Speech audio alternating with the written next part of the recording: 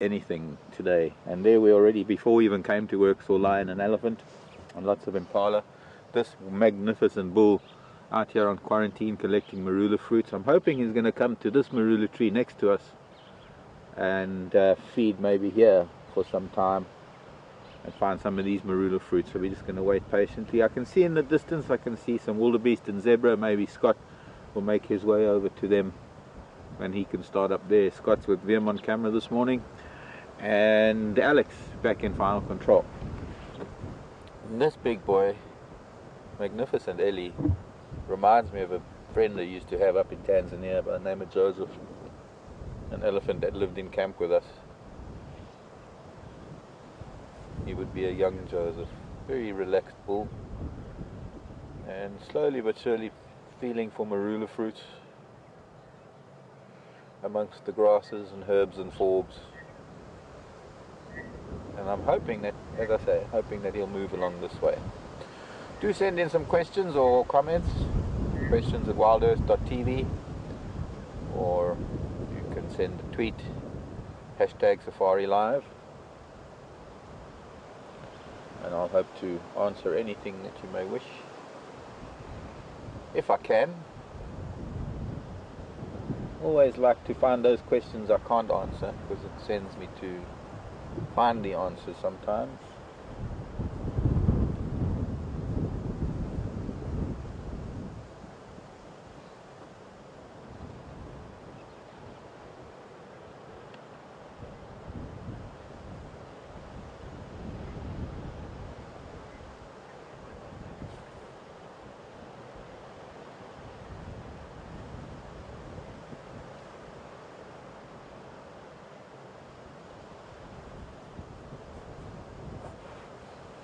Big thunderstorm that rolled in just after drive last night, as some of you may have seen from the waterhole camera. And fortunately, actually, two of us made it back to Manuleti in front of the storm.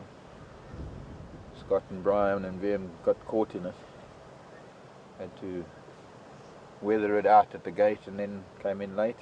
But it's made it a little bit damp, and the dampness and the wind is dropping the temperature to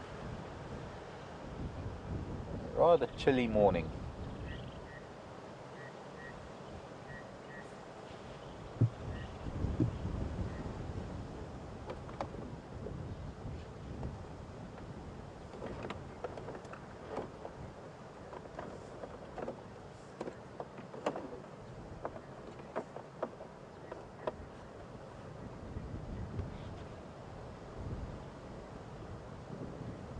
Alan. Morning, Alan in California. I'm wondering if this is Alan from way back when. Alan was asking, why do they eat so many marula fruits, or rather, why do they even bother eating them if so many of them pass through the system without digesting them? Well, Alan, I mean, it's an irresistible fruit for most things. It's such a sweet fruit, and especially now, a lot of them fermenting and rotting on the ground creates a very sweet scent around these trees. I suppose Ellies can't resist, and I suppose to some extent they do get some benefit from them. I mean, so certainly there are a number of them that they bite into, a number of them that they do get the taste of them, but I suppose they think they're going to get more out of it than they are getting. Is that a hole? Is this the... thinking that... That's what we saw him the other day, I think. No, different one.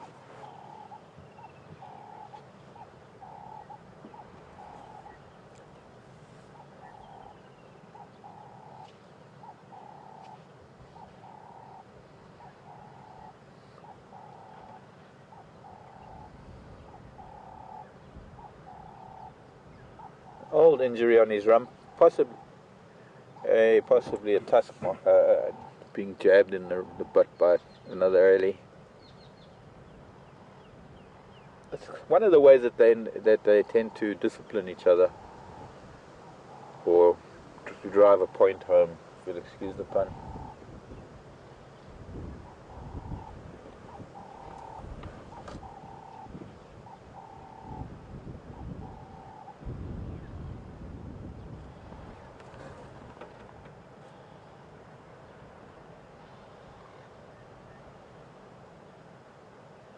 Okay, there are lots of marulas here.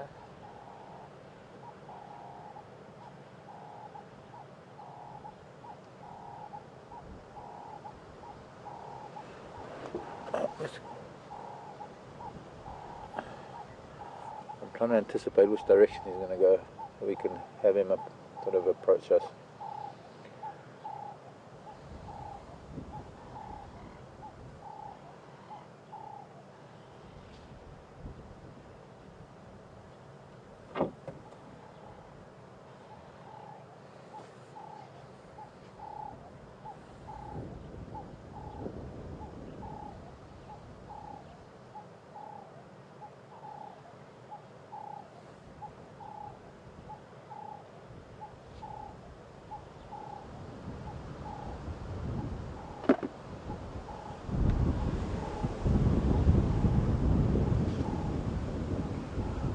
Morning, Gail. Gail in Warwick, in the US.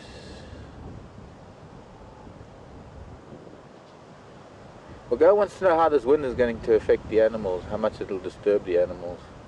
Well, looking at the wildebeest and the zebra that were further south of us at the moment, I can just see some of the impala. They're a lot more alert. What happens with the wind is that it changes the sound of everything. Not so many birds calling, insects and things, but the trees are certainly making a noise. I call it wind song, and of course each tree has a different song because of the different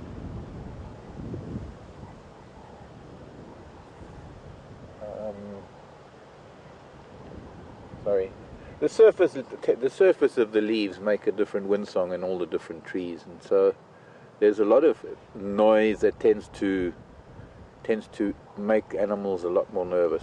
I mean the prey species. Obviously, as we can see, he's very relaxed.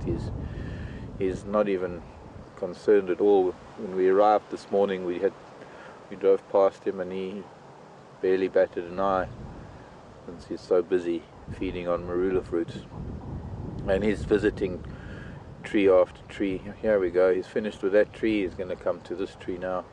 He's going to come and say hello to us, and hopefully come and find some marula fruits here.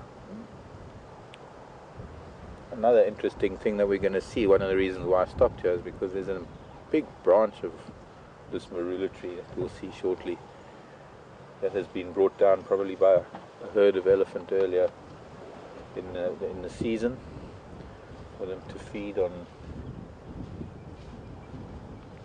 the branches. Hello, Mr. Ellie. No, he's actually giving this tree a miss completely. Okay. Maybe he thinks I'm feeding on the fruits here, so he was going to leave them for me. Oh, let's see, he's heading down south, he's heading towards those impala. I think the wildebeest and zebra are still there. Yeah, starting to drizzle a little bit. Fortunately, we are close to our little shelter. We might have to go under cover, because I'm seeing some pretty low cloud coming in.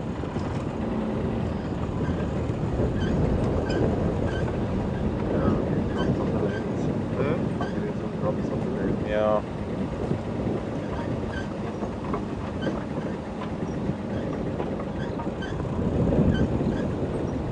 We might even see him. We might be able to watch him from our little house. Let's go up there and we'll keep an eye on him from a distance, just so that we can keep the vehicle dry. I don't think it's going to rain heavily. It is actually over the eastern side of Duma. It is raining pretty heavily. You can smell him. He's in must. I'd like to get sort of to the front of him, because if we turn around and we face the other way, we'll have the wind behind us. We won't be getting any drops on the lens. At least the little house on the prairie is still standing.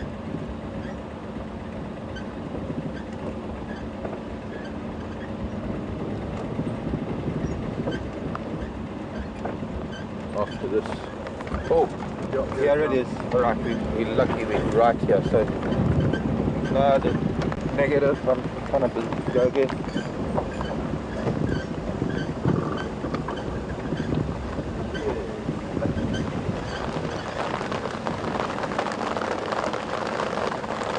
again.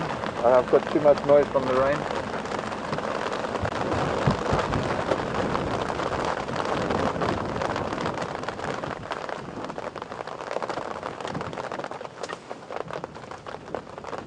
Okay, copy.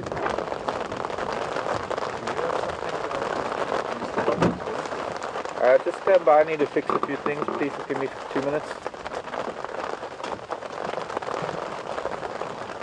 See if I can tighten this up a little bit.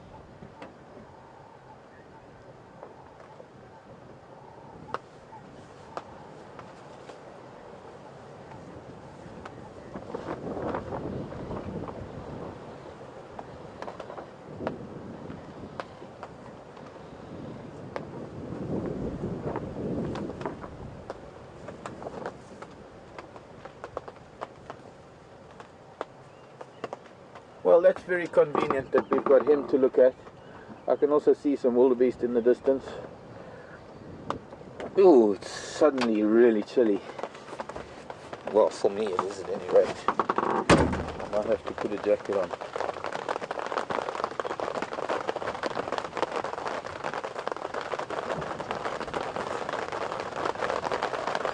It's starting to come down heavier. Got to do a couple of business things. I think maybe if Scott makes his way back to research.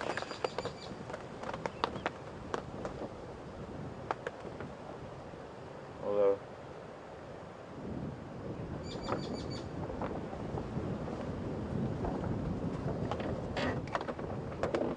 antenna's not straight. Oh.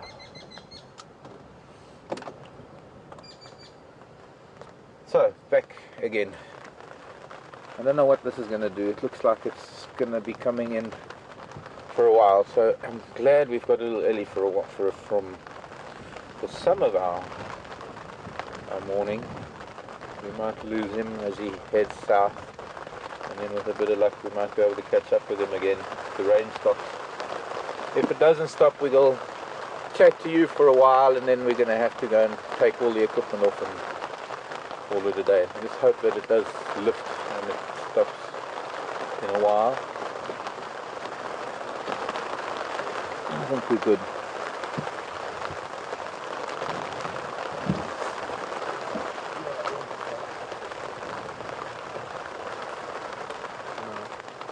Pardon? For now. For now. I have a question for you, Mark. Yes. Do you think elephants enjoy the rain? Do I think elephants enjoy it? I think that there are times when they definitely do. I think at a moment like this, it doesn't really affect him much. I can't imagine that he's really enjoying it, or that he's not enjoying it. To him, it might be pleasant. It's not warm, so it's. Let's see, maybe he's going to go for shelter. Maybe not. Well, animals are born to it. It's just part of their lives. It's as much part of their lives as just a hot sunny day. So then the wildebeest running around in the background.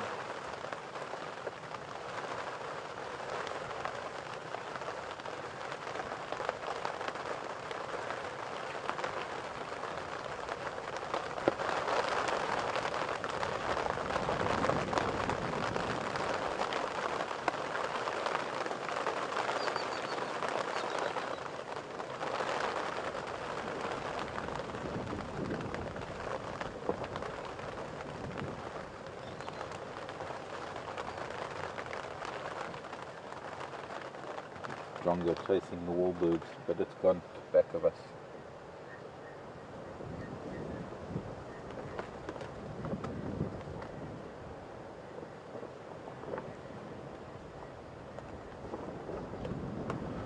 And with this wind, the sky, the lower levels of cloud are moving so fast that I don't know what it's going to do. We're going to have to sit and be patient, I guess.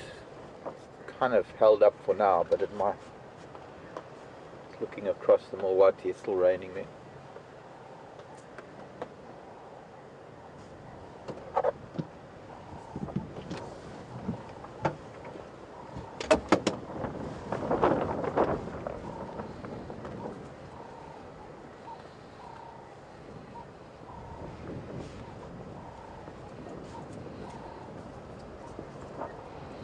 Morning, Kathy, in Memphis. Interesting question about males. Elephant bulls going into must, is it a regular cycle or is it timed with the females coming into their estrus cycles? No, it is pretty regular, Kathy. It's generally the same time of the year for bulls, but not all the bulls are at the same time of the year. This is a good period. It's probably the height of the must period for most bulls, sort of the height of summer. One of the reasons, one of the things that gave rise to the belief that marulas affected elephant behavior, in that marulas are fruiting at a time when a lot of bulls are coming into must, and being in must means that they do have naturally high testosterone levels, so they do get a little bit aggressive and a little bit iffy. And before the whole must cycle was understood in elephants, it was believed that it was the marula fruits that drove them to it. There goes that wildebeest bull running around looking. He's up and down. I think he's looking for the rest of his herd. Just came past the alley. He'll probably come past again.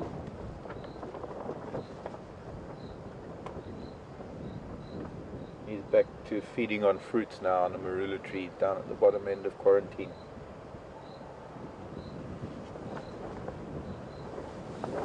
I'm not hearing any rain. Perhaps we should take a chance.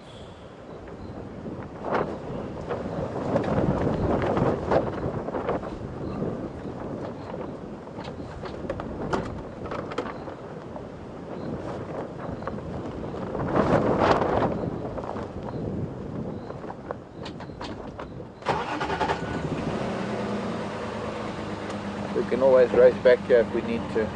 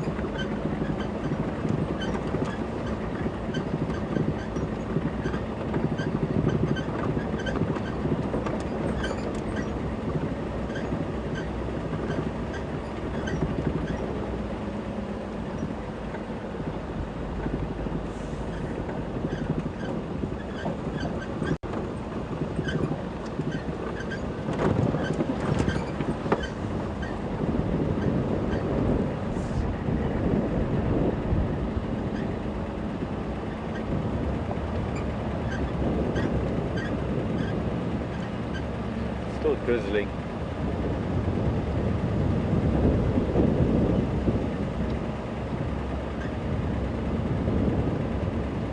Yeah, I saw my passenger on my hat. It was right in front of my eyes. Thanks. Where is it?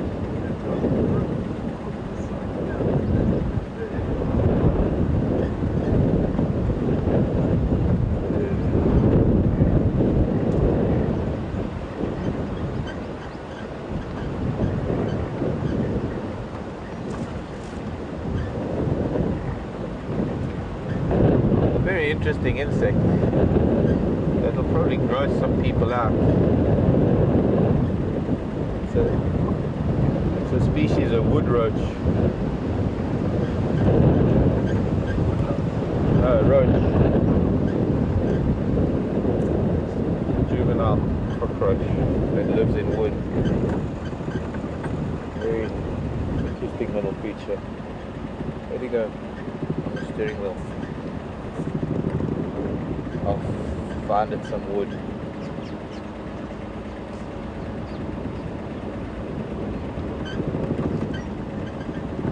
Now we have zebra and elephant.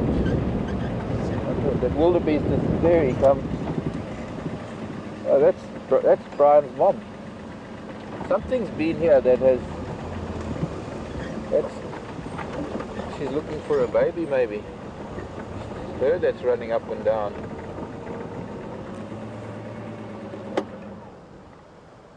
I wonder if something scattered the herd. She's calling her calf, asking about how wind affects behavior. This is what happens, is that, and she's calling, she's running up and down, can't find her calf. That's the calf that everybody saw getting born. Now we need to go. The whole herd was here somewhere. The zebra up ahead. She's been all over this. For a minute I thought it was the bull when we were at a distance. Couldn't see properly. Following the Ellie. Pardon? I don't. I have tissue. Clean, I promise.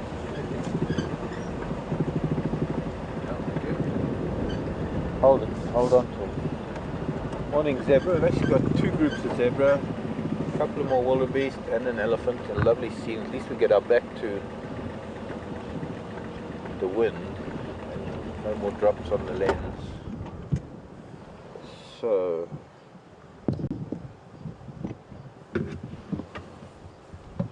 looks, I saw the herd of wildebeest when we first arrived with the Ellie. And then something, I don't know if something spooked them, but so far there are only two of them here. I just thought it'd have a nice, beautiful view of three different species. That wildebeest with a slightly deformed horn running up and down. Okay, let's see if we can follow her a little bit. The bull heading off as well. Maybe there was a predator here, maybe something made a play for the wildebeest. Hello zebbies, here's the stallion. Hello Mr. Zebra. Little foal coming after us. Let's go see, there are a lot more wildebeest up ahead with the calves. So I'll just come back to that lovely scene shortly. Wildebeest bull, here the impala and other wildebeest. Let's see what's going on. This wind makes everybody nervous, as I was saying. Wind makes a lot of noise in the trees. They can't hear danger. It affects their hearing considerably. And do you remember how many calves there were?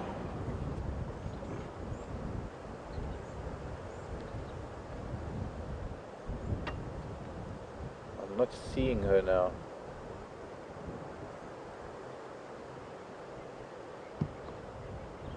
All the other females. Oh, there she is.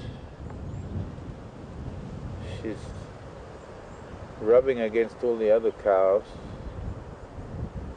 1, 2, 3, 4, 5, 6 calves, 7 calves.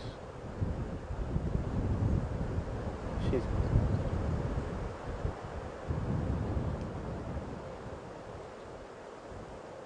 1, 2, 3, 4, 6, 7, 8, 9 cows. 2 calves missing. What are those 2 calves doing?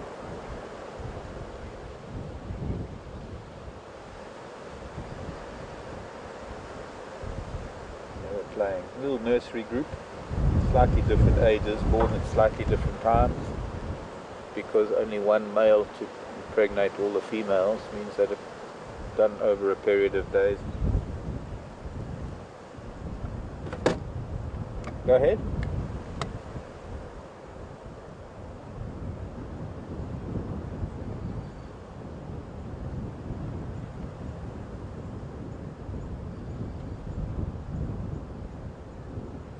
No, that's fine. I'm sitting with wildebeest, zebra, and impala, and that elephant.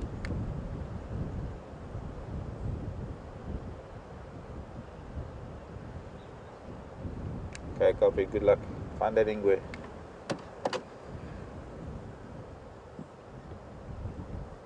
I should have said find the impala. Okay, so I need to move again. Seems only 3 impala here. There were a lot more earlier.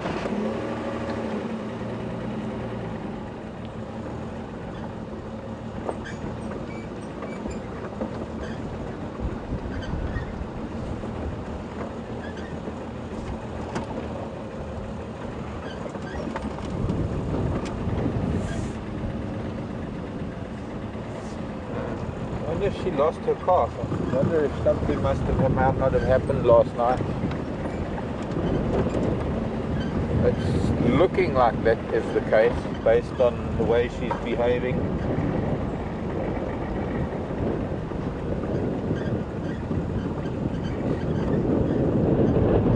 We've seen this herd of zebra before, because there's that little colt.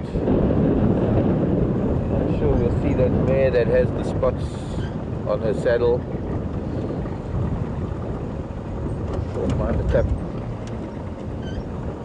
Once again, try and get a really nice view of a little African scene. Elephant.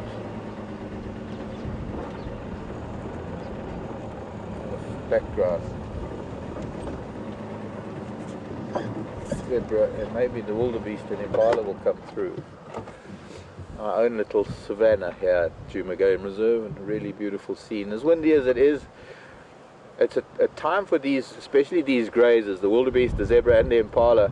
It gives them an opportunity to be out in the open, which is for them during the day is a lot safer than when it's cloudy. During the day when it's sunny, it's too hot for them to be out here in the open, and when there's no wind, it's safer for them to be in thicker bush, because there's not likely to be many cats moving around in the heat of the day, and they need the shade, and they find other things to go and graze. What is he eating? He's actually eating, looks like he's eating the flowers of the zinnias. Or maybe it's just the grass heads. The flower heads of the grasses. He's spoiled for choice.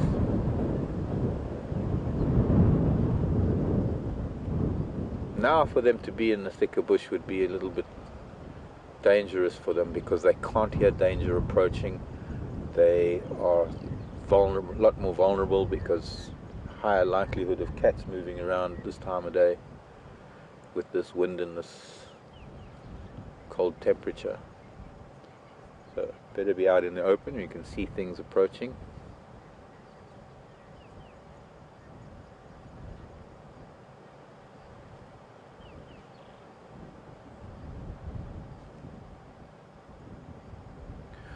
I was asked a while ago whether animals feel loss when they lose a child, and I think, judging just from the behavior of that wildebeest, she is behaving like a mother who's lost her child, running up and down trying to find it. And it'd be interesting to see if we can find them together again.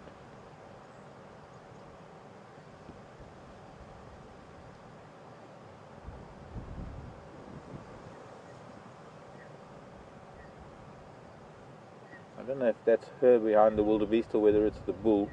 I mean, behind the zebra, sorry. It might be the bull.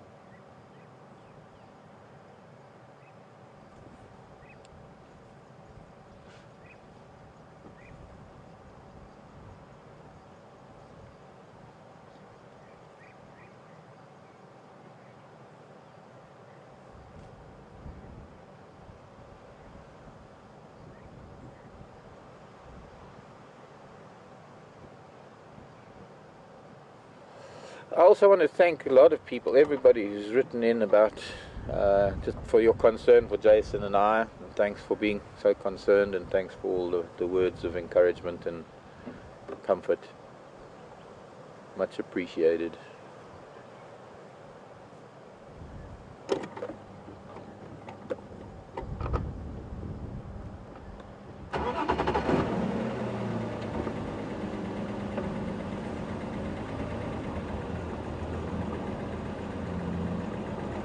Pepper on my hat.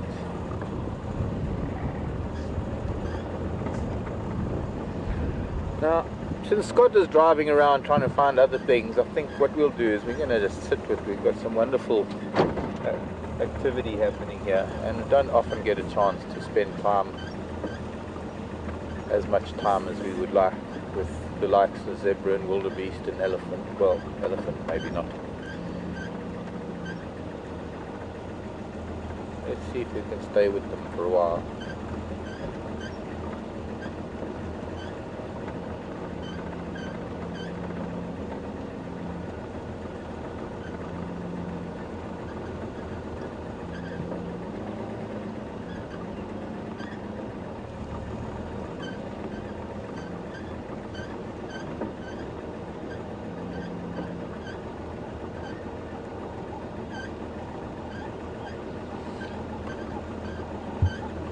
Question from Santa Monica, California. Hello, this is wildebeest. How long does it take wildebeest to bond with their calf, since they don't bond immediately? It's a good few days, Carol. It takes a little while because I don't know why, because I'm not too sure the reason why. But most mammals, herd mammals, take a while to bond. That little foal starting to get frisky, trying to kick the mare, her auntie. Oh, no kingfisher.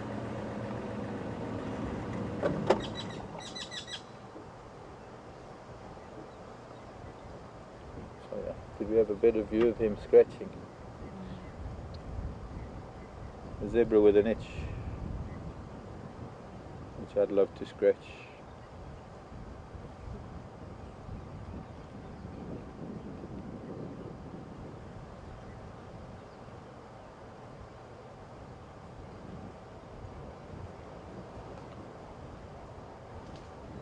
Okay, well.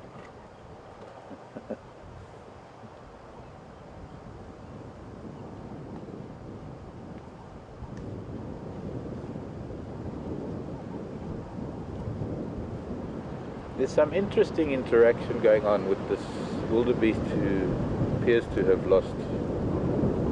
Hello, Mr. Wildy. The big bull. The resident bull is going to do a little territorial number for us.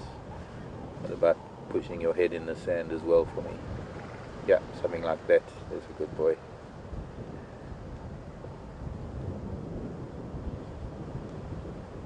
As you can see, no doubt he's a bull. Both the bull, wildebeest and the stallion zebra, both of them sort of lagging behind as the females and youngsters move along onto the open area.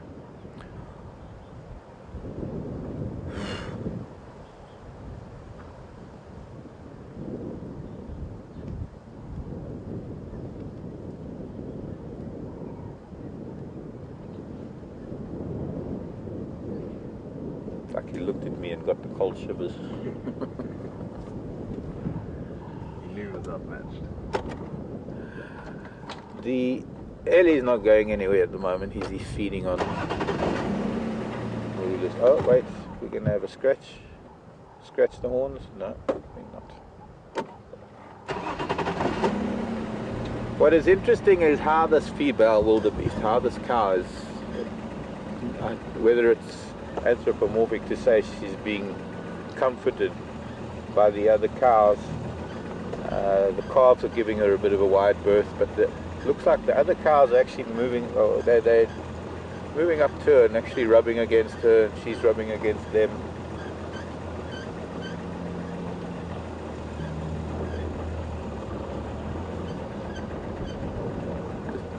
A nice opportunity to move with the. Oh, look at him! He's stretching. He's going to bring down a branch.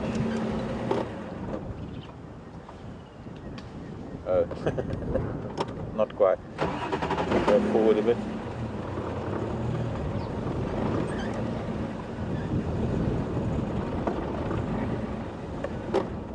Yes, Alex.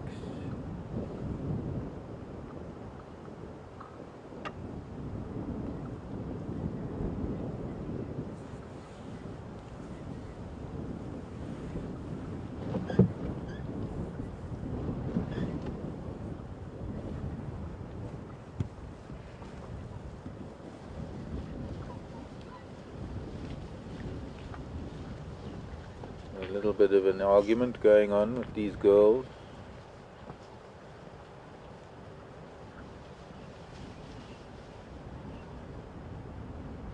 Joe, morning Joe. Wanting to know why some animals have, I think it's the stallion is trying to mount her and she doesn't want to be. She's going to kick him. He's trying to bite her.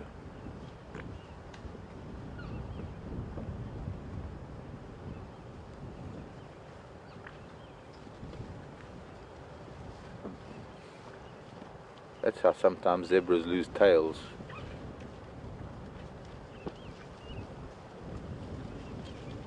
Joe was asking why some animals have manes running down the back of their necks. Oh, elephant's getting a bit upset with all this running around. He just shook his head at them.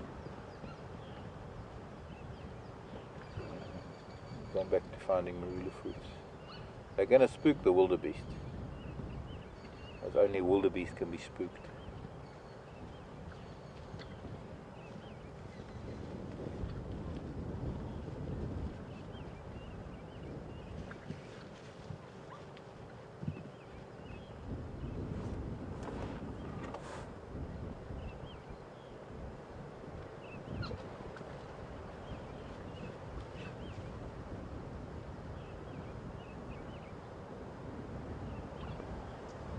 So I suppose most of it is to protect the back of the neck.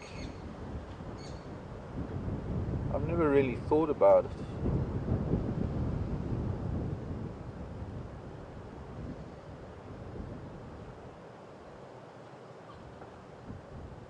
I'm wondering if that's the young colt. Can't really see with all the running around.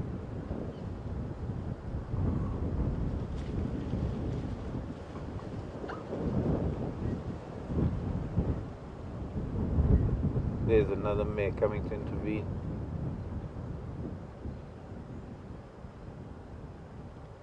Definitely not the young colt. I think it is one of the mares.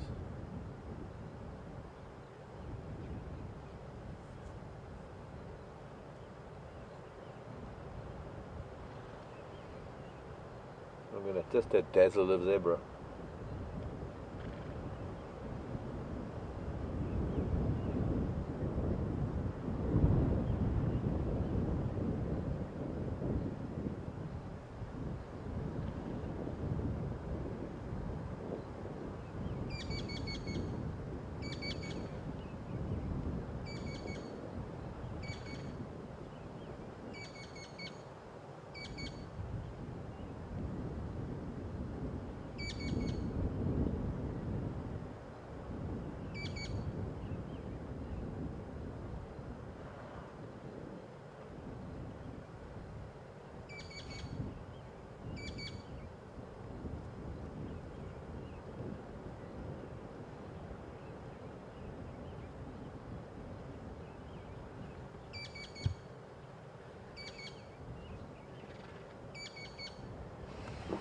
Let's go watch the Ellie for a bit, maybe.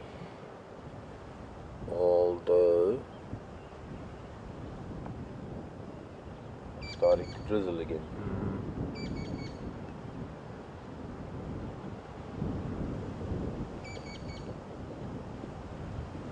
Okay, I think we're going to have to go back to our shelter. Or at least go south of the crowd. Oh, what's happening now? Everybody was running. No reason. Just wildebeest that spook you so easily. And they spook the zebra. Let's try quite high cloud. I can't imagine they're going to have much rain. So what I want to do is just go downwind of everybody, turn around and have our back to the wind so there's no water on the lens again. And it'd be nice to be able to once again put everybody in the same picture. Ellie, zebra, wildebeest.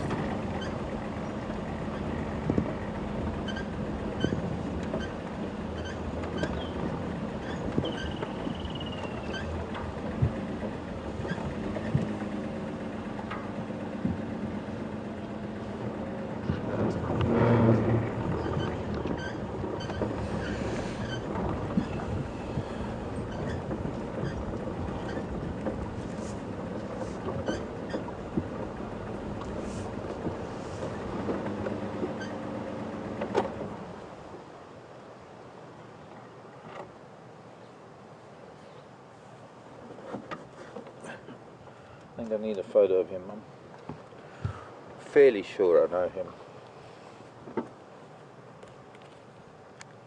Right, beautiful curve to the right tusk. Looks like he might have lost the tip of his left tusk,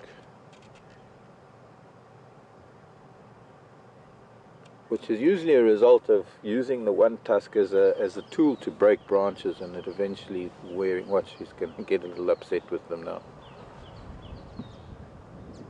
My marula fruits.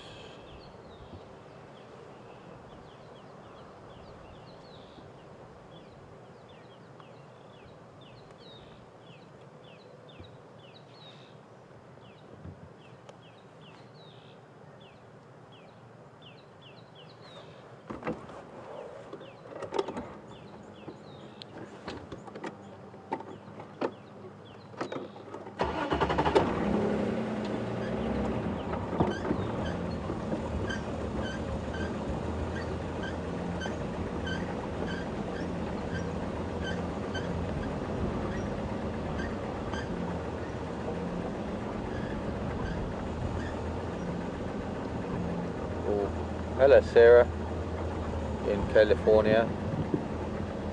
Here's a nice size comparison between a big bull elephant and some wildebeest. Sarah is asking me if to try and explain the smell of a big bull elephant in must, and very hard for me to describe a smell, but I shall try. There's comes the drain. The drain again. There goes Mama again, looking for Brian. There he is, on the land. Maybe the hyena were here last night and maybe they did something. Okay, rain is coming. We're going, fortunately it's right ahead of us, so we don't have to go far, and probably be able to film all of them again from our shelter, but maybe we better just head over that way. So I don't know what predators might have been around last night, but there's a good chance that it was hyena that might have come in and maybe taken out the calf. But she's heading off again, going to have another walkabout around quarantine open area to see if she can find it again, I guess. Look, this is a mother who is looking for her calf.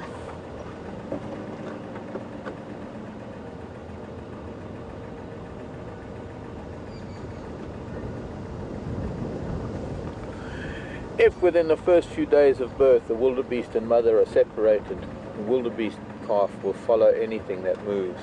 But this family, they've been together for quite some time now. Hello, Mrs. Brian's mom.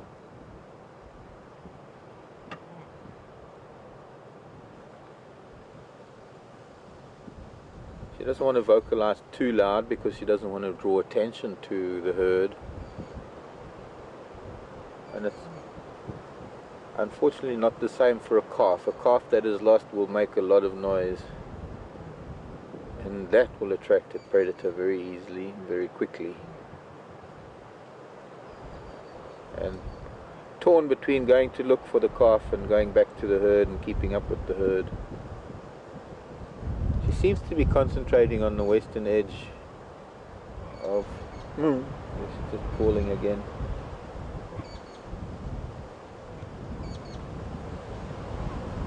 I don't know if you can hear.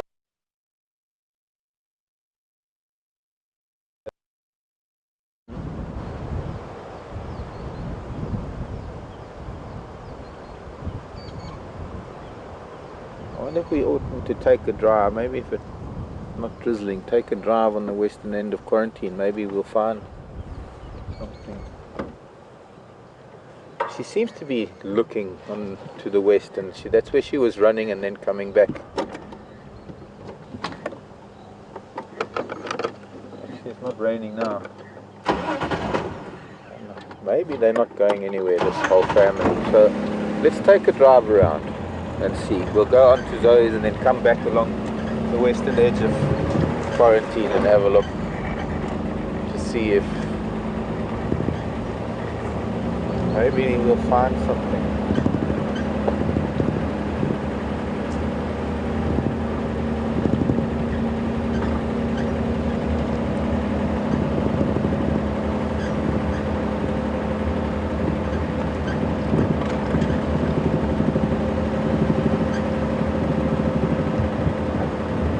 So I guess almost more than 6 weeks, 7 weeks, maybe nearly even 2 months old, these wildebeest have certainly bonded by now. So rather unusual for them to be separated, because they're not in the vast herds that you find wildebeest living in the plains of Serengeti and Masai Mara, where it's a lot easier for a calf to get, believe it or not, a lot easier for a calf to get lost in that kind of chaotic order.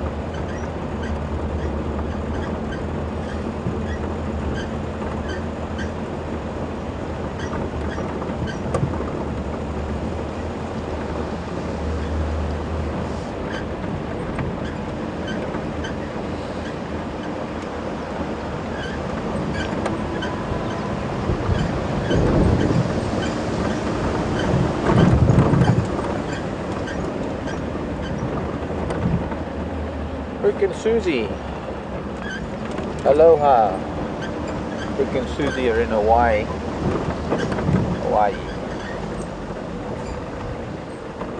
Wanting to know if we get a lot of flowers in the spring, and yes, we do. The open areas. I think Rick and Susie are particularly asking, I suppose, about the grasslands and the open areas. Not so much on the ground, because the plants have to start growing first before they can flower. So it's more early summer. When we started the drives here in November, when the first rains were coming, that's when the best flowers were out. What does happen though, which is the opposite, well, not the opposite, but the trees all come into flower in spring. Well, not all, but a lot of them do, and since it's important for each tree species to come into flower at the same time so that they can be pollinated at the same time, you do get the profusion of blossoms coming out. And that doesn't need the rain to happen, because the trees store a lot of nutrients in the dry season, and one of the reasons why we'll start seeing it if we were to be here for our fall, you would see how the trees start changing, not quite like the Hudson Valley or Japan or places in China and Europe where you get such beautiful color changes. Can do though, just on a smaller scale. But the trees start withdrawing their nutrients from their leaves because it starts getting drier, and the sun starts moving back into the northern hemisphere, and they need to store that moisture and those nutrients in their roots for the dry season to be able to maintain at least 9 months worth of no rain. And just that little bit of warmth, the slightly longer days that happen in springtime, prompt the trees to use those nutrients and use that moisture to blossom. So we need at least the first few rains for flowers to start coming out, and it's really the beginning of summer more than spring that we get the ground flowers, the herbs and forbs that one finds on the ground. And still going on now. We'll try and find you some more flowers. They finally cut up this marula tree, which is really sad.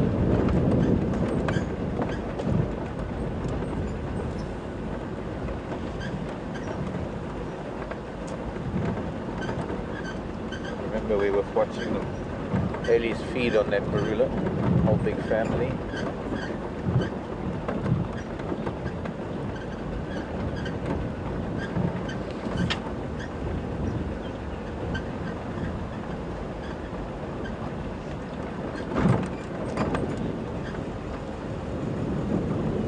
Not finding any tracks of anything.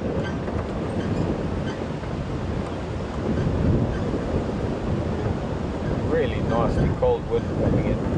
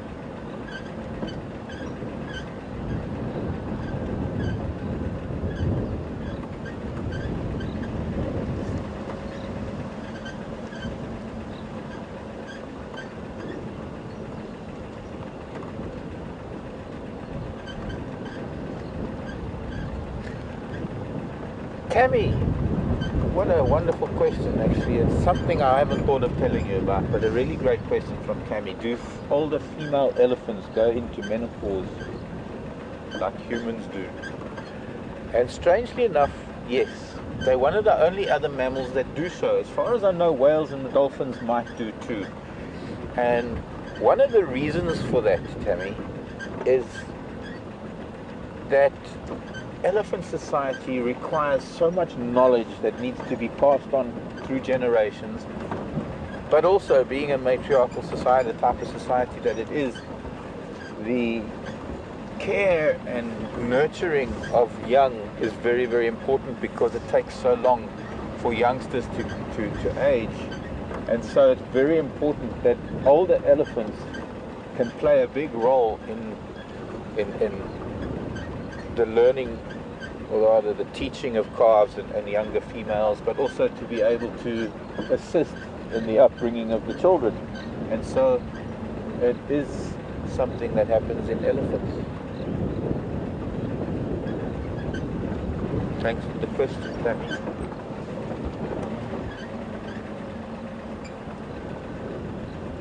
You know, sometimes the head can be filled with a bunch of factoids, things that sometimes when I'm talking about them, I tend to maybe forget some facts sometimes.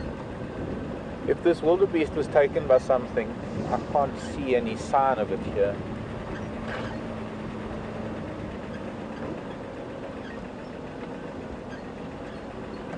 There are no tracks on this road, none even from wildebeest running.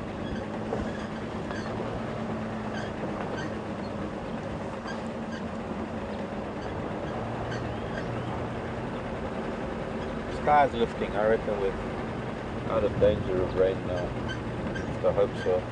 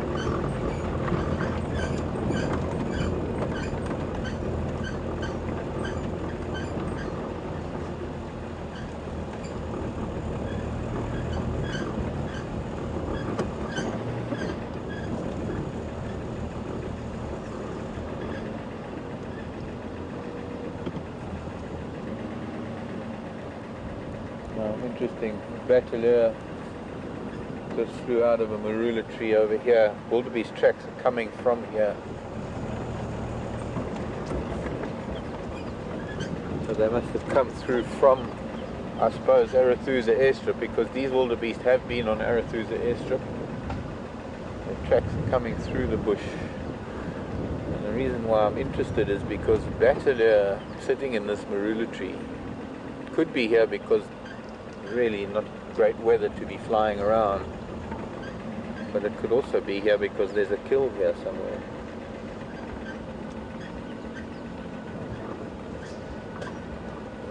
Maybe I'm wrong.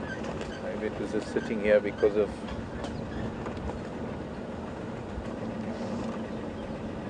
the weather.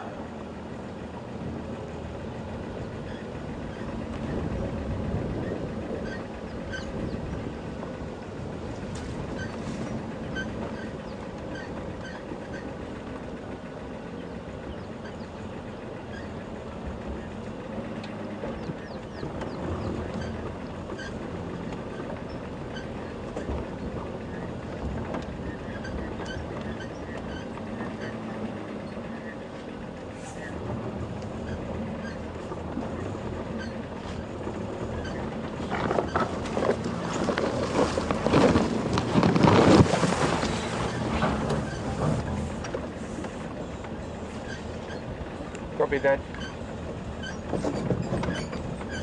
Well, maybe while we're scratching around. Okay, well, as soon as I can get Scott on the good signal, we'll go and see what he's up to. Sounds like he might be following up on some line tracks up on Cheetah Cut line.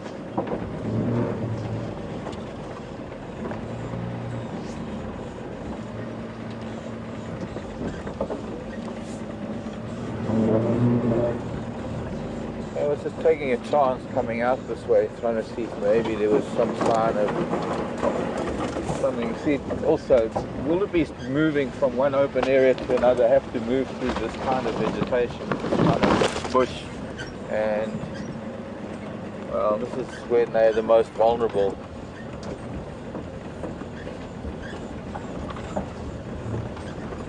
Can't ignore some of the signs sometimes when you're seeing scavengers like Bateleur are wonderful eagles and they're great hunters, but they are also scavengers. And can't ignore the likes of a bird like a Bateleur sitting in a tree, except under the circumstances the weather is the kind of weather when all the raptors are sitting in trees. Okay, let's get back to quarantine.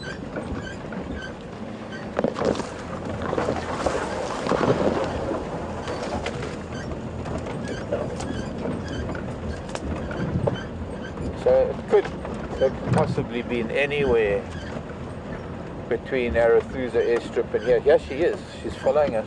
She's also coming the same way that I was coming, where they actually came from. I'm also looking for your baby, Mama.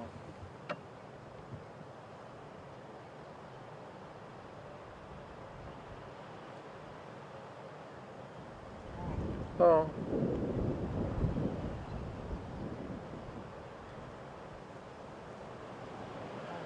It's quite sad actually, because she's going to follow the path that they came in on.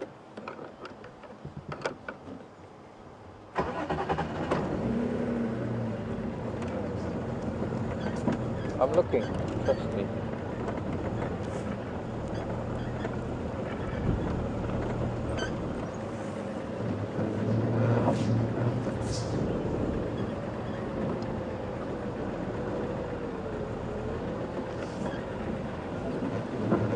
And she's back to the herd. See, she can't lose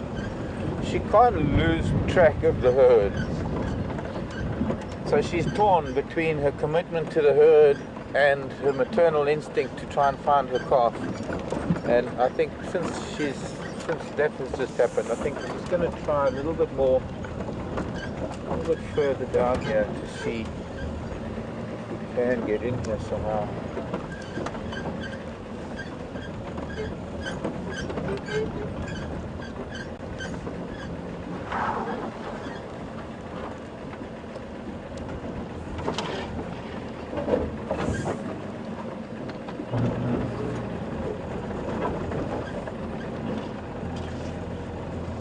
Unfortunately, I'm starting to fear the worst for her because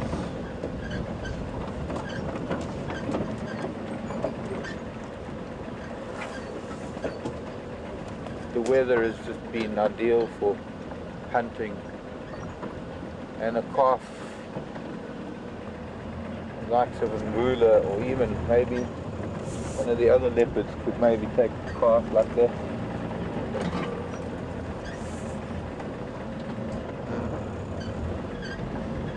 But it is, if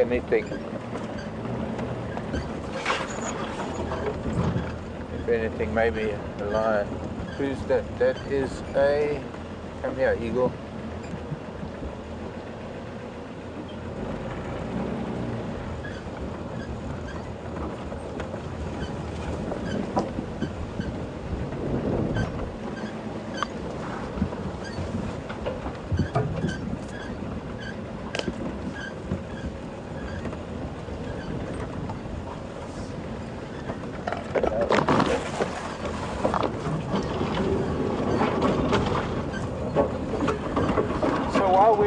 Busy trying to find our way through here and look for young wildebeest and get back onto Philemon's cut line. I'm going to hand you over to Scott. I think he's following some lion tracks. Sorry, I haven't even looked at you folks this morning, barely. There's been so much going on. And there I thought we weren't going to have much going on at all. So, go and join Scott for a while and I'll see you in a little while. Bye everybody. Don't go away, don't go to bed.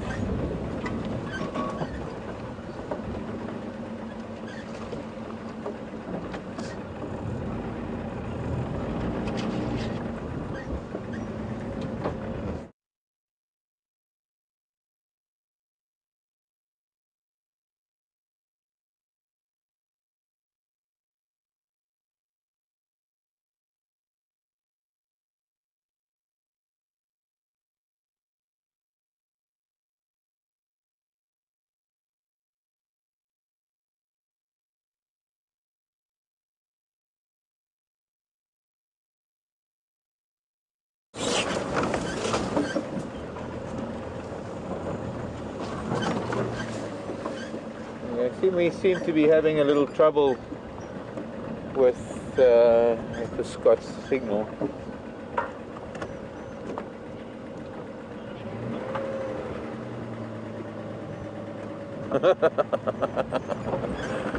Scott's sense of humor. Okay, I'm going back in a little bit and then we'll go out onto Philemon's cut line.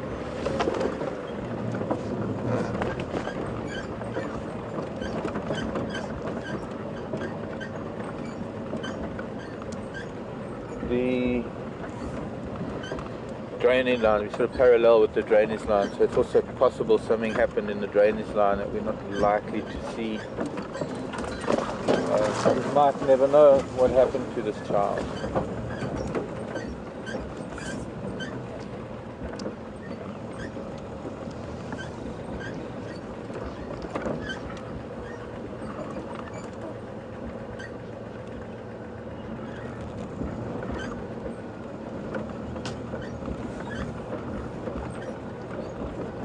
Okay, so back to Scott. We managed to sort out the signal there. I'd like you to go and see what Scott's up to, and hopefully the signal will hold. And I'm still going to look around and then maybe get back up to see that elephant and the zebra and the wildebeest.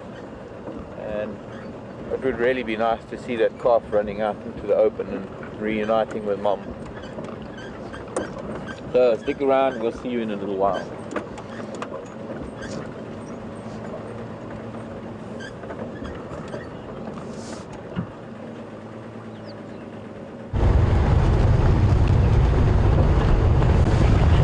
Welcome back. I'm not sure what the issue could be today. Anyway, myself and Vim have had a good morning.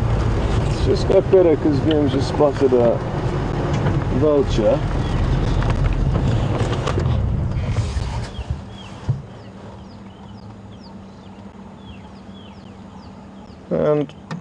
it's unlikely that it knows of any kills in this area. It's just on its own and could well have just overnighted here. It is too early in the morning for them to have been active and have found any kills, so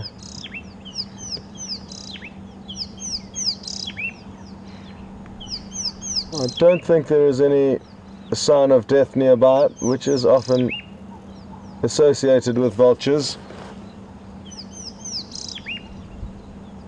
Had such a cool sighting of a vulture yesterday, and I'm sure some of you were lucky enough to see it, and it looks like we may have a similar encounter. A starling has just landed to the right of this vulture, and I wonder if it's coming up towards it, and it may come up and investigate this vulture and what it's up to. For those of you who weren't watching yesterday afternoon's drive, we had a really cool interaction, and look, it's happening again. Not quite as hectic as yesterday. I mean, yesterday the starling was probably 6 inches away from the huge vulture, and some people got some incredible screenshots, so well done for that. I really enjoyed looking through those. You'll probably find that the starling has a nest in one of the cavities of this dead knobthorn tree.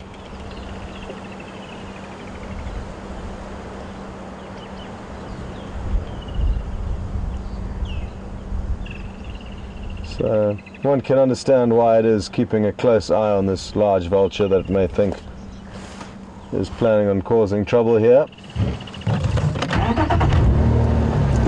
So we tracked some lion. It looked like 2 lionesses and a big male, possibly a few more, along our eastern boundary, and they probably traveled about 3 miles from south to north.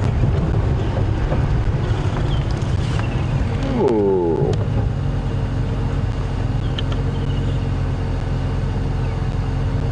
No, I'm not entirely sure, but this looks like a young female leopard track, which would mean Shivula potentially, and the tracks are heading down towards Gowrie, towards Buffelshoek, so that's a great sign. And just to update you further on that, those could well be the tracks of a young female leopard who's around a year old.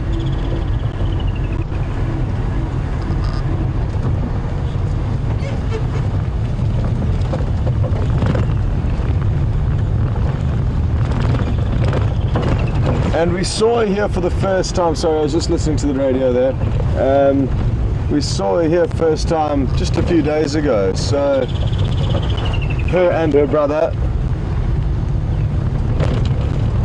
and I'm hoping we will get to see them again. There was just a few crossing the road. We were lucky to see those.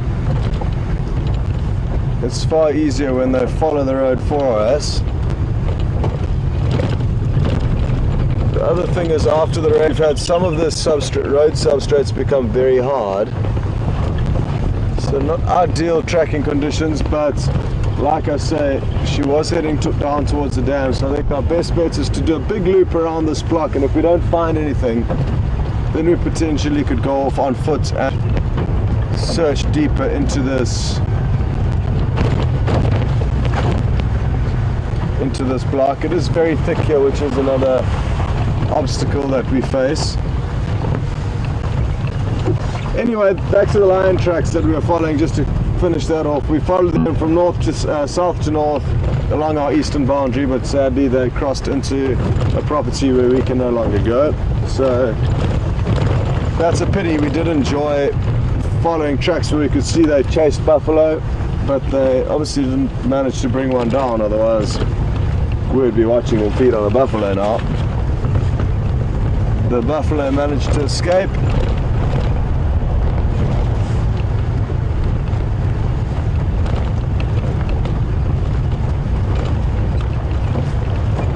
I believe you are enjoying some good general game, zebra, wildebeest, impala, and a nice elephant bull with Mark. So I'm glad you've had a good morning up till now, and hopefully it will continue that way.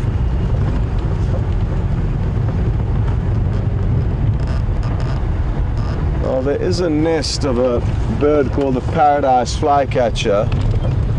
Very, very pretty bird, and that is one thing we can have a look at, or will have a look at shortly. It's just around this corner here. And myself and Brian were lucky enough to show you the female on the nest, but what we'd really like is for the male to be on the nest, because he's far more impressive than the female. And it will, some waterbuck that I didn't see, just shot off, and could well have chased the bird off its nest. They ran straight past where the bird is nesting.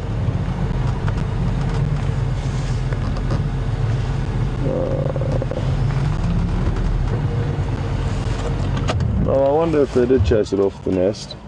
I'm just going to stop here and double check that nothing is in the nest.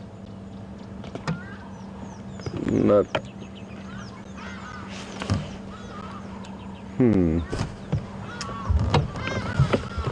The nest is in that bush. I'm not even going to bother showing it to you because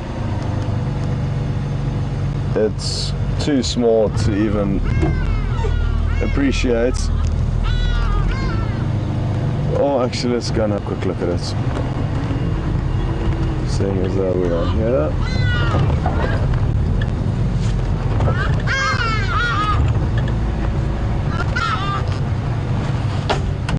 Got it there, Ben?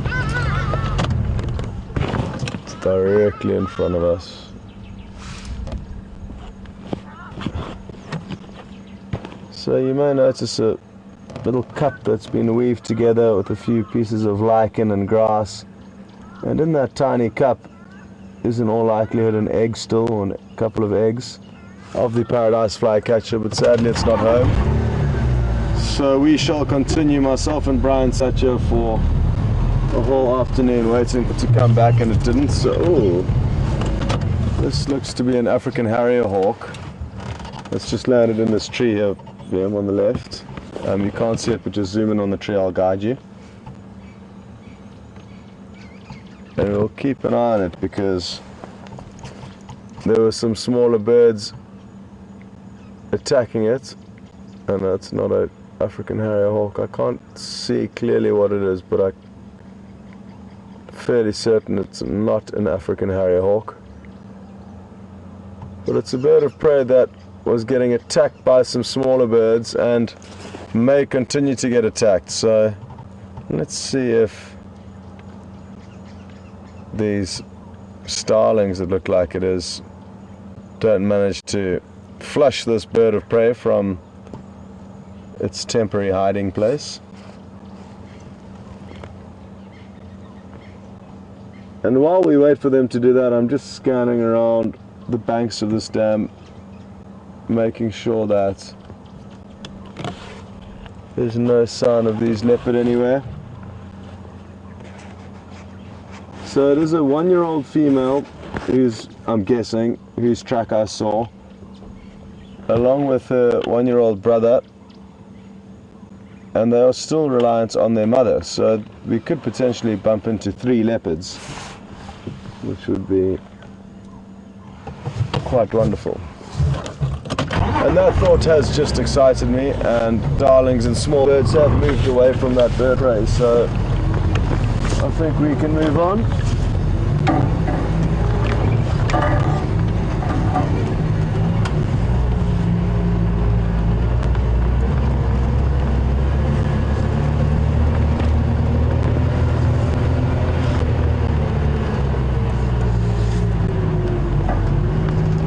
It's nice and cold today.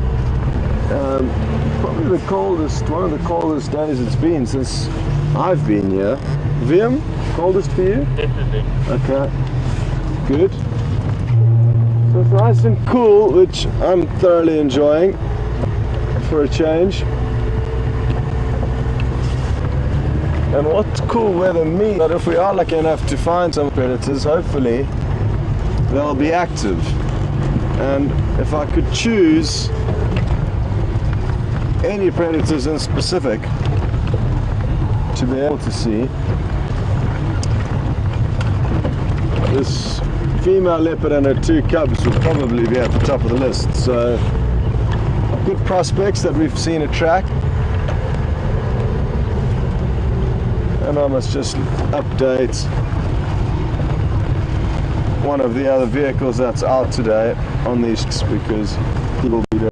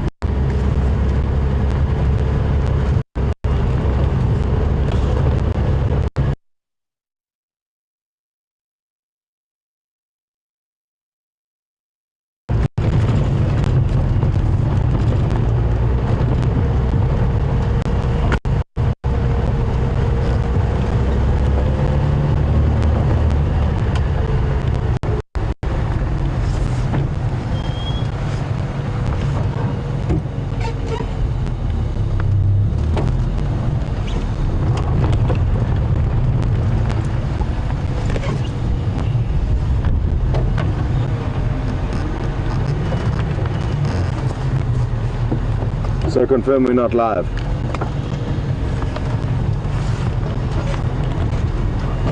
So did we cut out and then did you just stand by for it to come back on?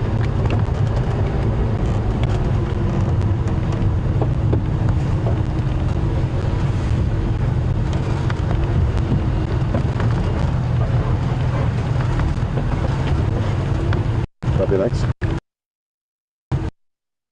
Thanks. We know the tracks of these leopards, so what I've decided to do is head down into the spot where we have actually seen them. And this is exactly where it was. Now, there could be a small chance that I and they were lying in and amongst these little trees. It was actually through that little gap there that they were sleeping. Further up them in the tree. Further up, next tree. It's that tree at the back where they were lying there. Yeah, that buffalo thorn. So that's where they were lying around the last time we were here. And some of the reasons just because there, but because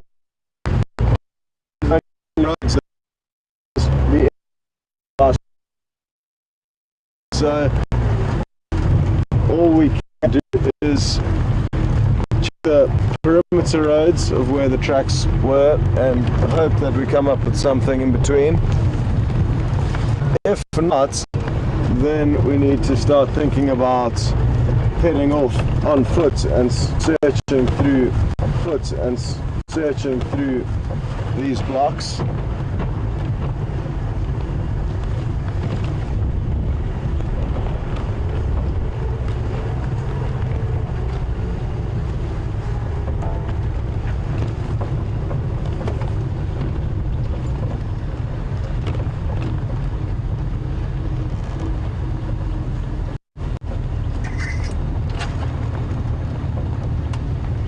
Thanks, Alex. Folks, just to update you, the temperature is 16 degrees Celsius, 61 degrees Fahrenheit. So when I say cold, those are the temperatures that I'm actually referring to. So not very cold, but all things relative compared to the heat we have here and the humidity. A cool, crisp day like this is a bit of a shock to the system.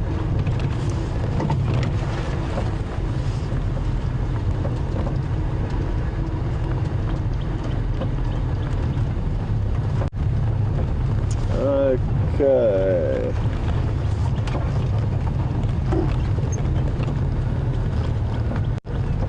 Nothing here.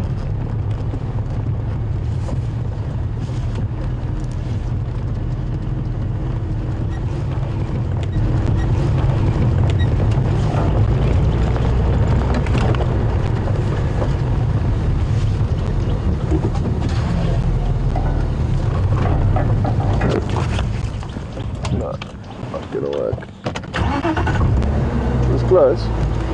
There's a go-away bird that was sitting very close to us, and I was hoping it was going to continue to do so, but sadly it didn't.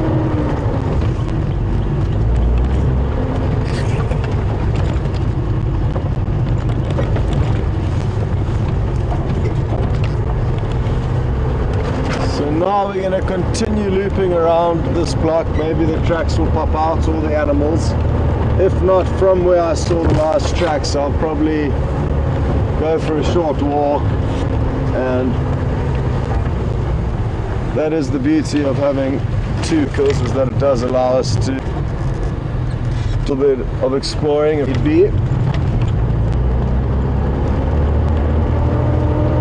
Could find that they're just 20 or 30 meters off the road with a leopard kill, but if we don't go and investigate, we could miss out on all that potential action. I think I would like to do that before going back to those last tracks, is just checking one last tree that we saw them in. And it's highly unlikely that they would be in that same tree, but I can't help check. Highly unlikely, not highly unlikely. It would be a big surprise though if they're sitting waiting for in the same tree where we left them a few days ago.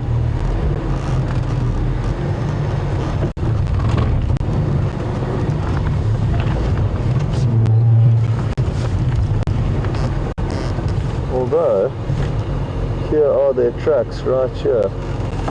Can you believe it?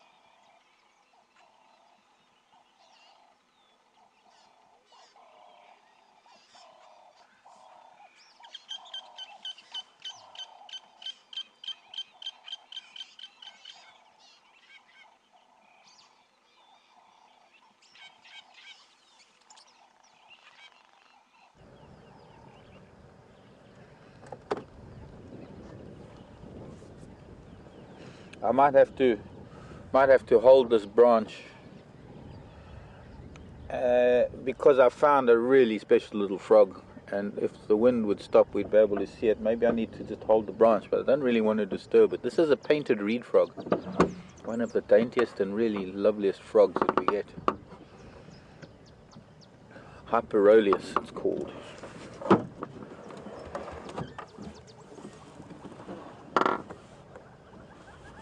Sorry children.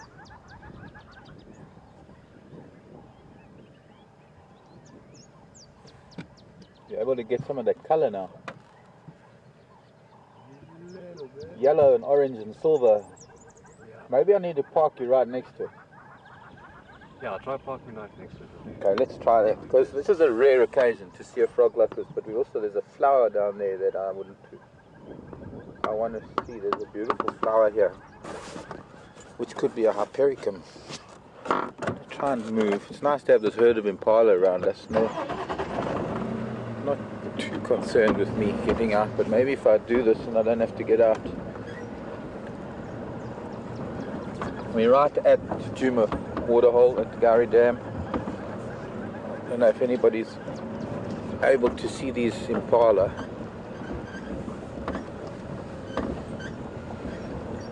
Here we go. Let me just unplug. There we go. Replug. Unplug and replug my earphone. And I can hold this here. Perfect.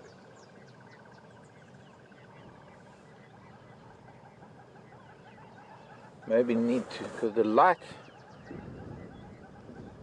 we can vary the light on the frog without disturbing it. You can see the I don't know, oops. Beautiful orange markings and silver in between the yellow and orange. I'm going to have a photograph of that too now that I'm at it. And at the same time I'm going to have to get the frog book out and show you the variety of colors that you get for the painted reed frogs. They make a very, very high-pitched chirping sound. Well, it's almost like a ping whistle. It's hard to explain the sound.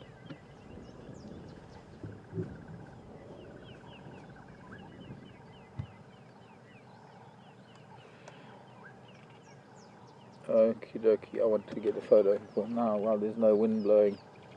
No wind, please.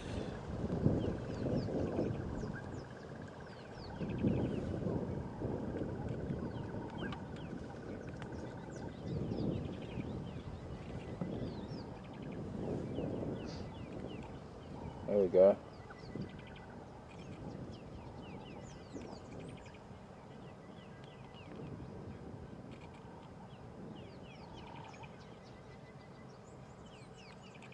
Really beautiful markings. As you can see, the markings are not symmetrical. Or what's the word?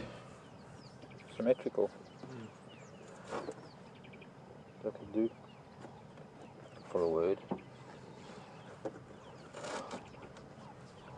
One of the characteristics, don't you dare, Kingfisher, come and eat this frog.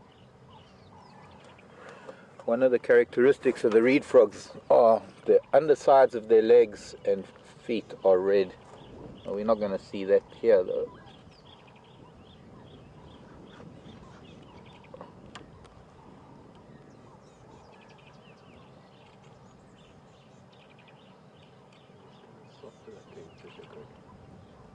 Okay, that kingfisher wants to eat this frog.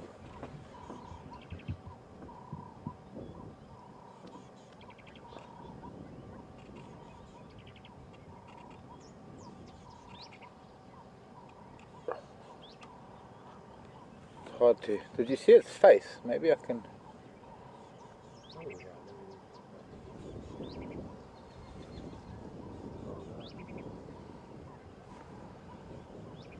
bend the branch a little bit. Don't want to spend too much time. Look at that gorgeous little...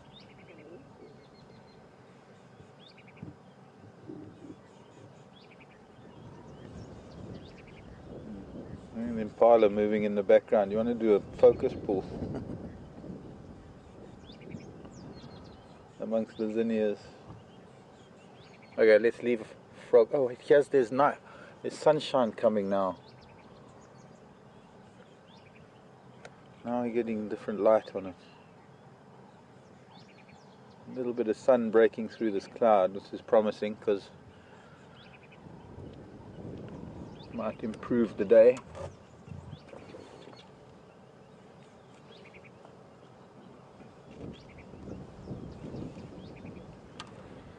Okay, let's see now. Just got to find a picture for you because This is only one example. And these frogs, I think I've got a frog book. I do. A complete guide. It's even got a CD. If I had a CD player, I'd be able to play the CD for you. Let's see. Hyperoleus. There are so many Hyperoleus. Oh, okay. Now I forgot the page it was on. Browse. There we go. That looked like it. The reed frogs family, Hyperolidae. Yellow striped. Swinnerton's reed frog, tinker reed, and then come the Cassinas.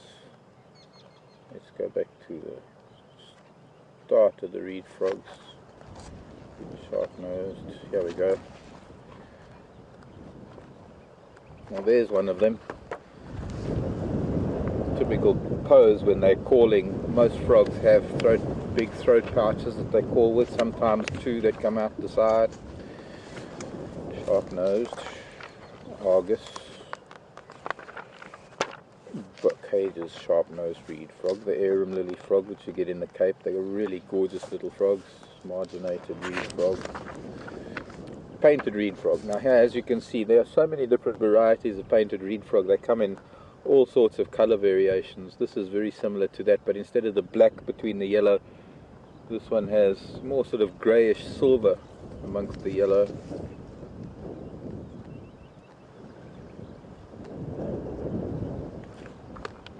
So it's different subspecies in all the different of the painted reed frogs. But as you can see, these are the underneath. Very distinct feature of all the reed frogs, all the different species of reed frogs, are these very red legs, very red feet, and it's quite distinctive.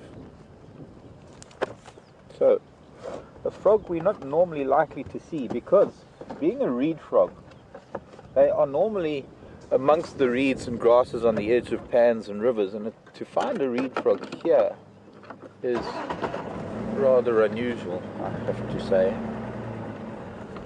Bye-bye, frog. Fish.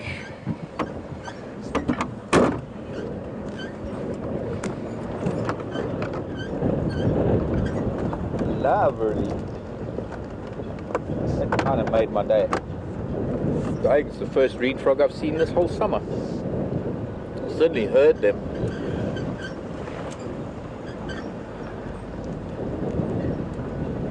Some people who go to the Okavango Delta can't sleep at night because of the well, I call it a symphony, but the noise of the reed frogs. I have to apologize about the squeak.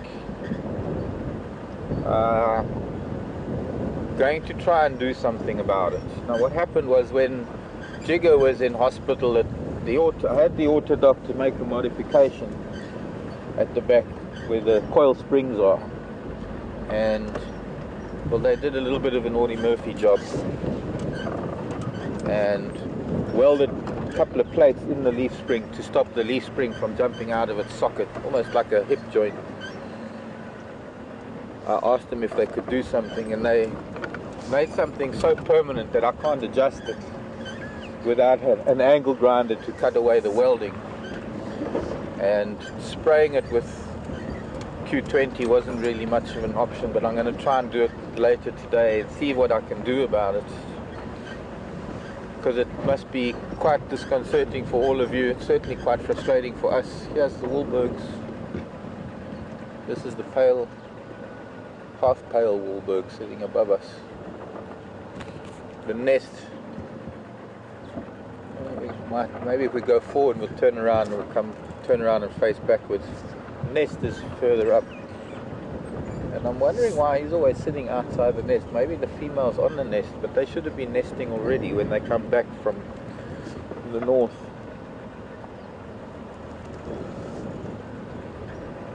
Already in September. One of the first migrants coming back in the beginning of September actually is the Wahlberg's eagle. Nest is there where my finger is. Could be that there's a bird on it, but I don't see the bird on it.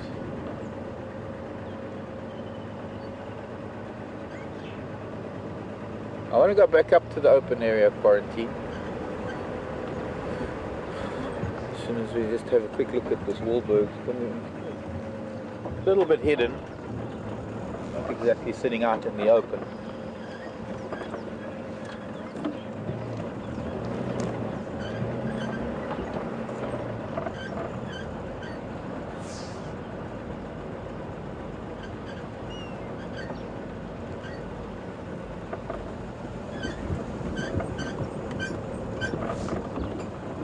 Maybe just get a nice little close-up of its face, fluffed up in the cold. I'm going to get a branch in the way.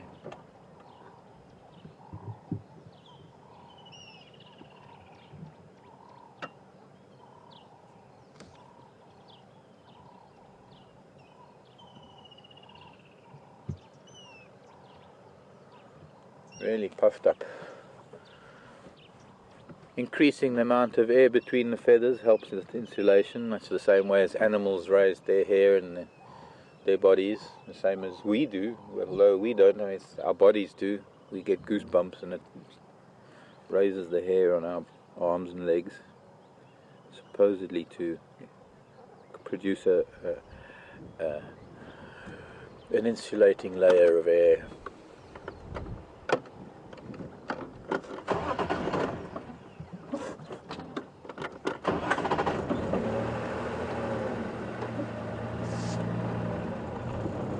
So now I was driving a group in September, October, with a corporate group in Salati. The Wahlbergs were just coming back, and there was one particular nest that we often would drive past because it was along the river of the Salati River.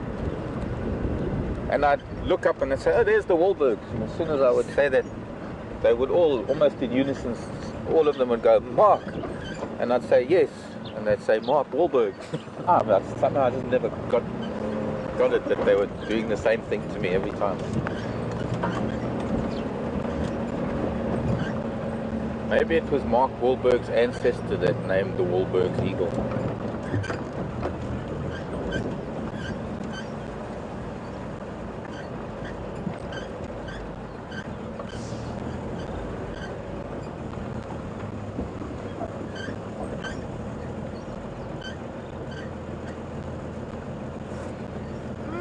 There's an interesting question from Marsha in Kentucky.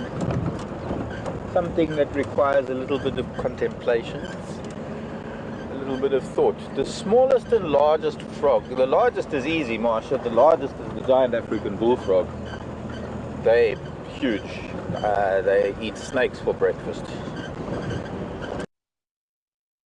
It used to be a famous breeding ground for the bullfrogs. Big, green and yellow, and can be fierce looking. I mean, they sit like a bulldog. Maybe that's why they call it a bullfrog. Smallest, probably a frog that's about as small as maybe the head of the reed frog. I don't know if you got any idea of the size of that little reed frog, but it was probably just a little bit more than 1.5 inches, maybe 2 inches long. I'm not sure if we get any of the ghost frogs here, but there is a small species of frog. I'm not too sure which one it is. That's maybe a little bit bigger than my thumbnail.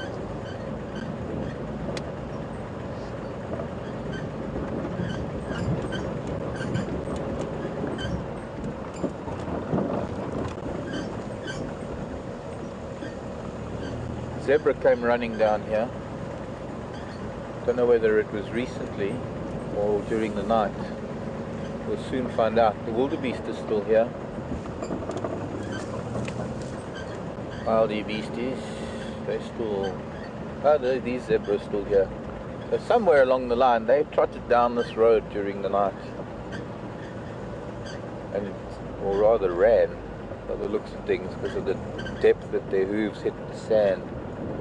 There's still a lot of activity going on with the zebra. The stallion probably still trying to cover that mare. Here's Mama Wildebeest, still looking for her calf. Now I think it's something happened between on this pathway that they took from Arethusa. I think I said that earlier. She's still trying in the same direction. At first I thought it was on the western edge of quarantine, but I'm now starting to believe, where I see all their hoof prints coming from the southwest, which is sort of in a direct line from Arethusa airstrip.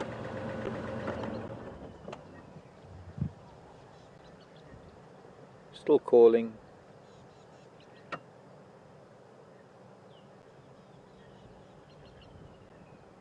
Maybe we need to go onto I think what we need to do is go onto Philemon's cut line up towards Rebecca's Road Junction.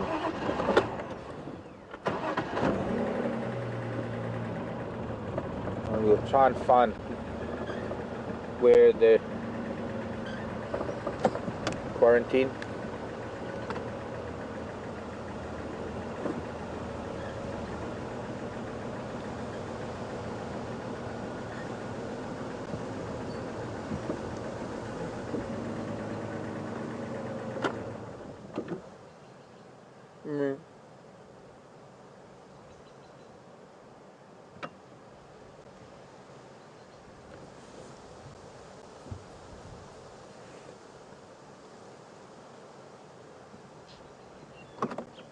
Not having any luck with those tracks.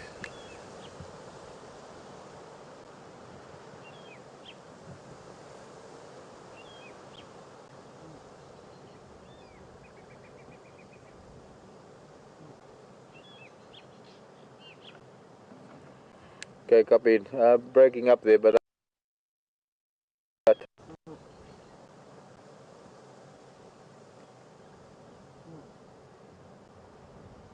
eating and calling at the same time.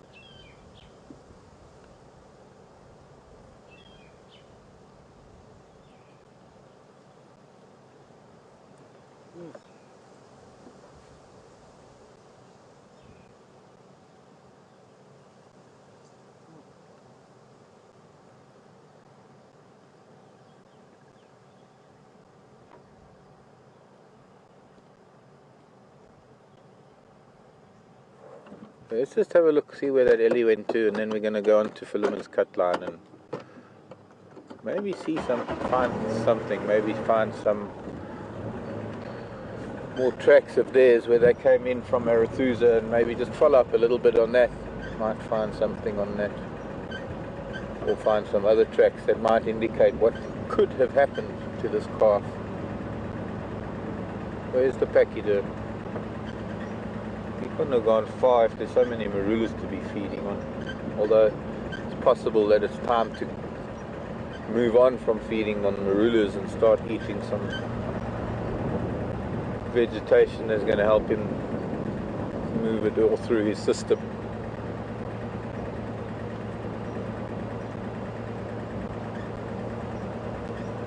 Interesting how an elephant can just disappear.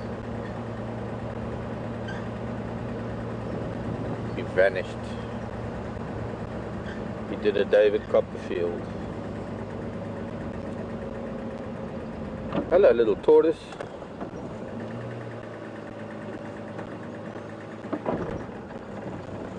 Amphibians, mammals, reptiles, birds. Oh, it's going into the bush. Going into the slow. Alright, sorry, we're not going to see tortoise. Barely. Just see him trying to make his way to hiding.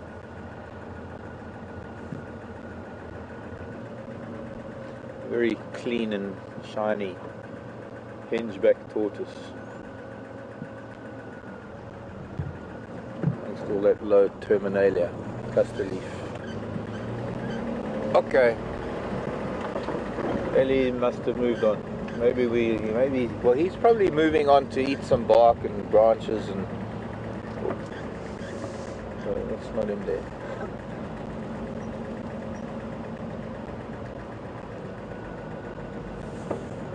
So...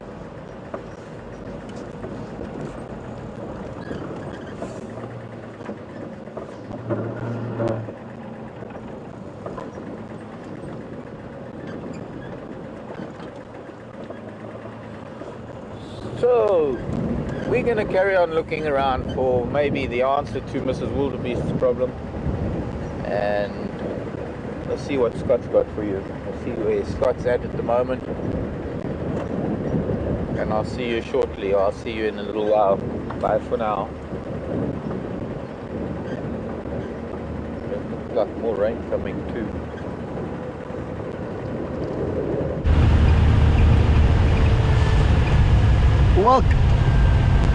Welcome back, and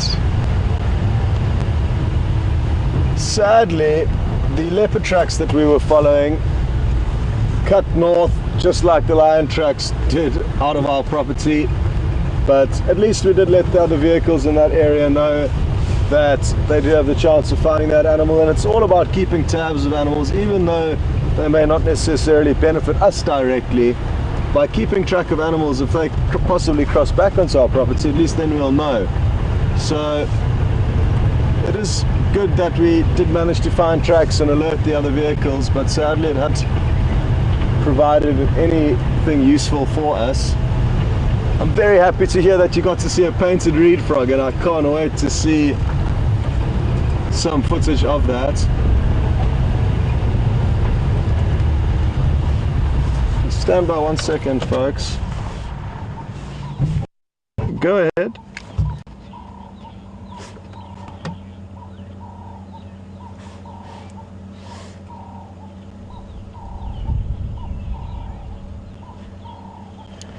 Copy, thanks very much, Jos.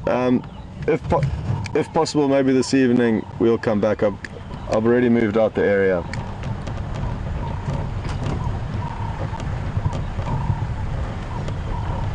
I'm quite far at the moment, George, so I've moved out of that area.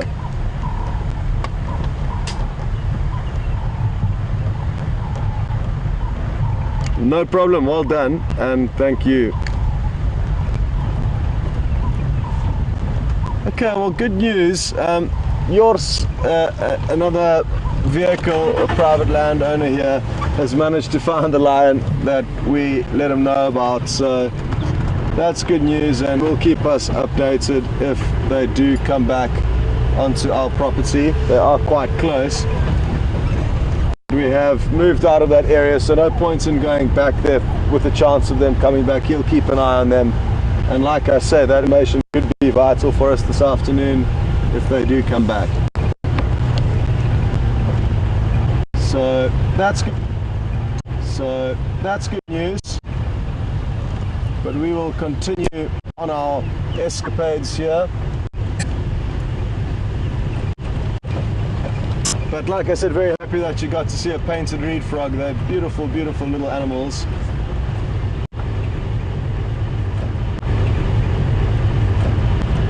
Along with all the other smaller things that Mark is so good at finding and interpreting and talking about. On a morning like this, where I know Mark's had a lot of the airtime, I've got complete faith that he's showing you a good time, and his knowledge of the smaller things out here really is phenomenal. Something that we all benefit from greatly, having somebody of his experience out here. So I've no doubt he's been showing you a good time.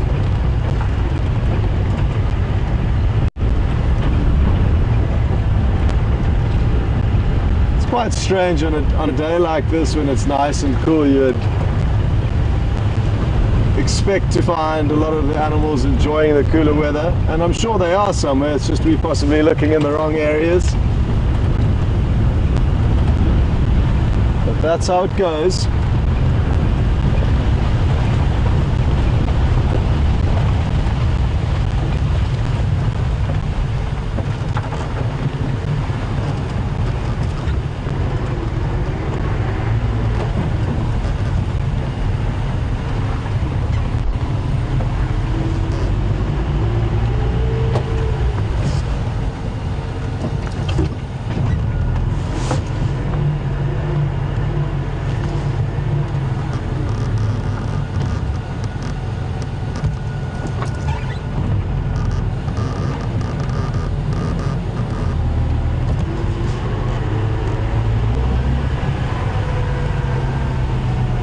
was a track back there that I just needed to investigate a little bit more closely, and I'm still trying to establish. It was just after the rain, or possibly even during the rain, so earlier last night,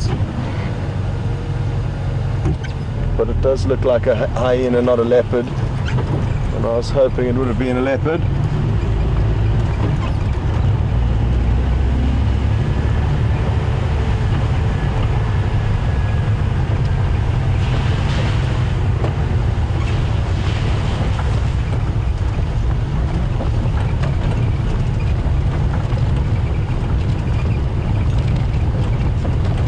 Very glad it stayed dry when the rain came through a little bit earlier and we had to seek shelter. I was concerned for the rest of this morning, but thankfully that hasn't caused a problem for us.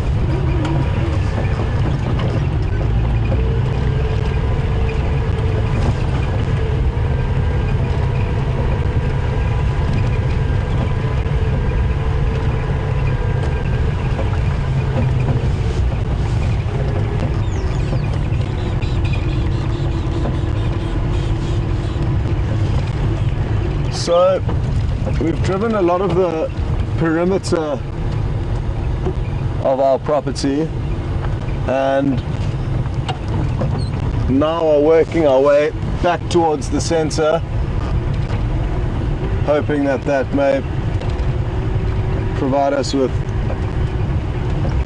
a little bit more action than we've had so far. So just trying to cover as much of the property that we can in order to find animals, and we've kind of started like us on the outside, and the reason for that is it can often be useful knowing what animals have come in or potentially out of the property. And sadly today we've established that different sets of animals, one being a bit and being some line along the boundaries and then out of the property.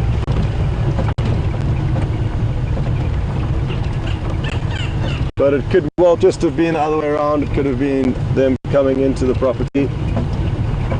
So now we've established who may have come in or out.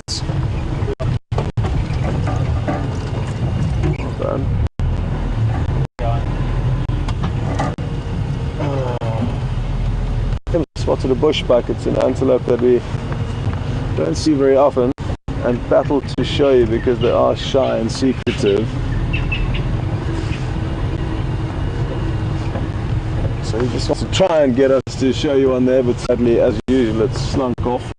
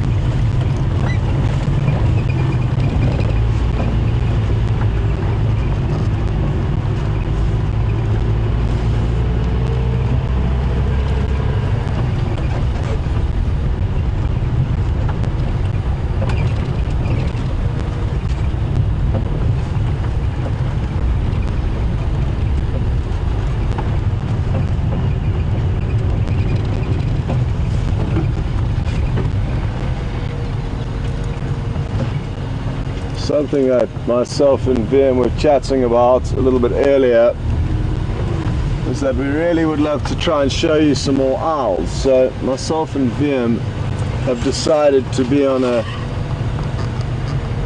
extra high alert for any potential owl sightings, and a lot of the small owls position themselves in the small cavities and the camouflage, they blend in really well by just positioning themselves within these cavities. So we are scanning mostly there, but hopefully as the sun begins to rise later and set in the evening, we will be spending more time out after dark, and this way we'll be able to show you some more. Yesterday evening on the way back from Arethusa, myself and Brian saw a spotted eagle owl feeding a mouse to its chick, which was really cool.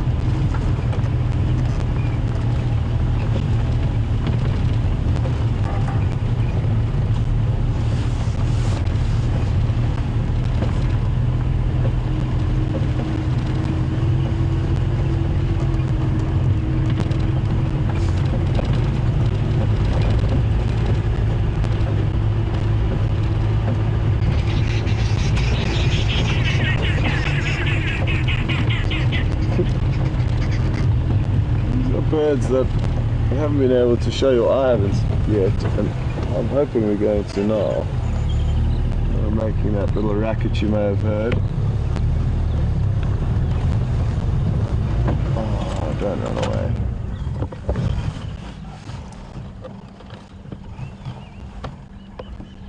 And if we're lucky, they'll perform their vocalization again. These are called arrow-marked babblers. And they actually are very pretty birds, especially if they face us front. Down there you can see that very flecked breast of theirs. And if we're lucky, they'll do their call again. It's a real cacophony that they all get involved in, and they fly in small family flocks. So there's usually 4, 5 or 6 of them that all join in on the call simultaneously. Come on, let it out for us.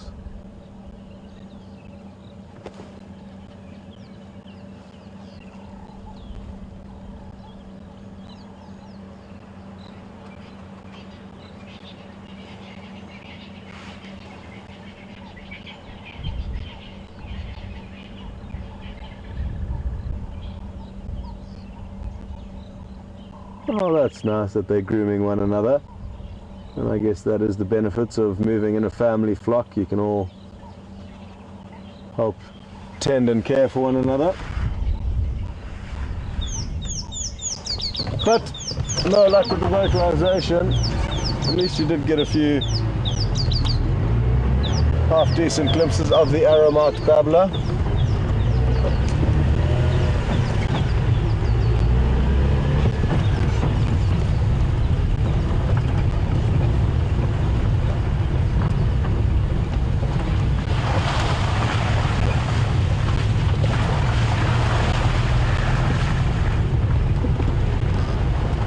Now the female leopard, who is technically supposed to spend the majority of the time on Juma and around this area where we're in now, it's called Karula, and sadly, over the few months that we've been here, she hasn't been making herself very evident. The big elephant, you can see its tracks slid down this road.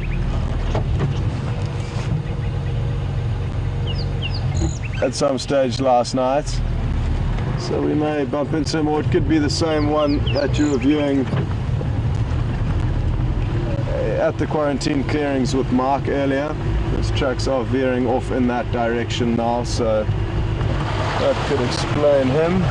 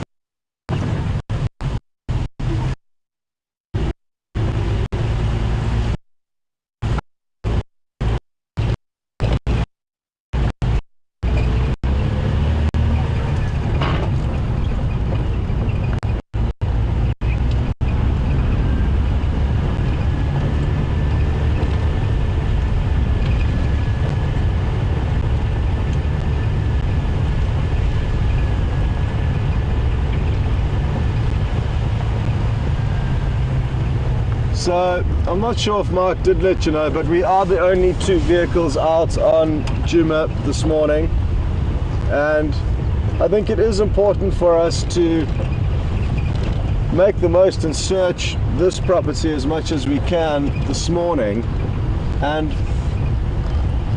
therefore establish what is here, what isn't here. And if we don't have any luck this morning, then at least we know we've done our part searching. And like I said, if we don't have any luck, at least this afternoon, hopefully the guys at Arethusa have had some, and we could potentially head across there.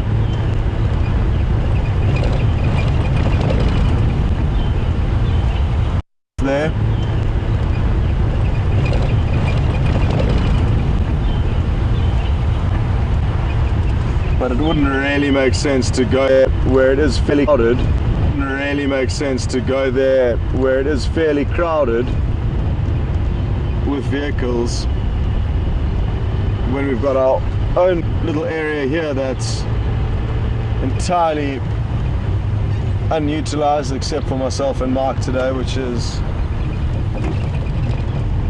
a rare opportunity to make the most of. And the benefits of staying here is that if we do find any animals, we won't have any pressure to leave them or let other people come and see them. So that is the rationale behind our decision to explore this property extensively this morning.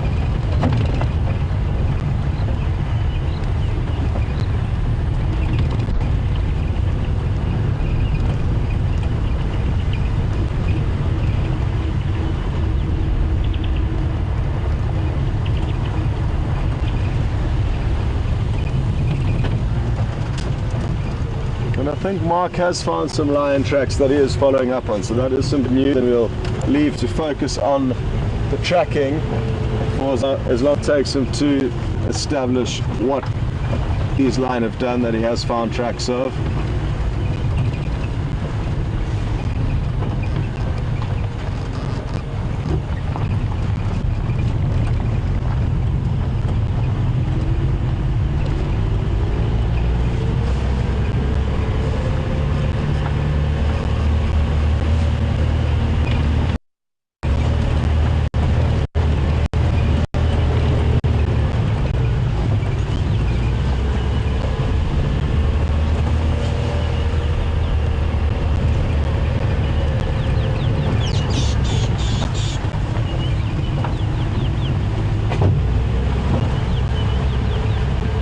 Well, Elaine, good morning, and thank you for your kind words, and we certainly will be doing, like I say, everything in our power to show you owls.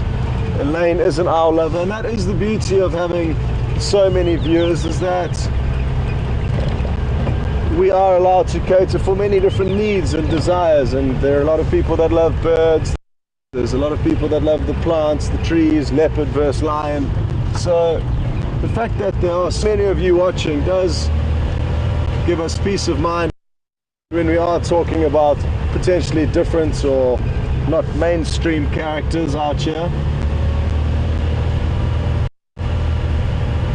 And Elaine is one of those viewers who loves owls, so our best to show you that in the coming weeks.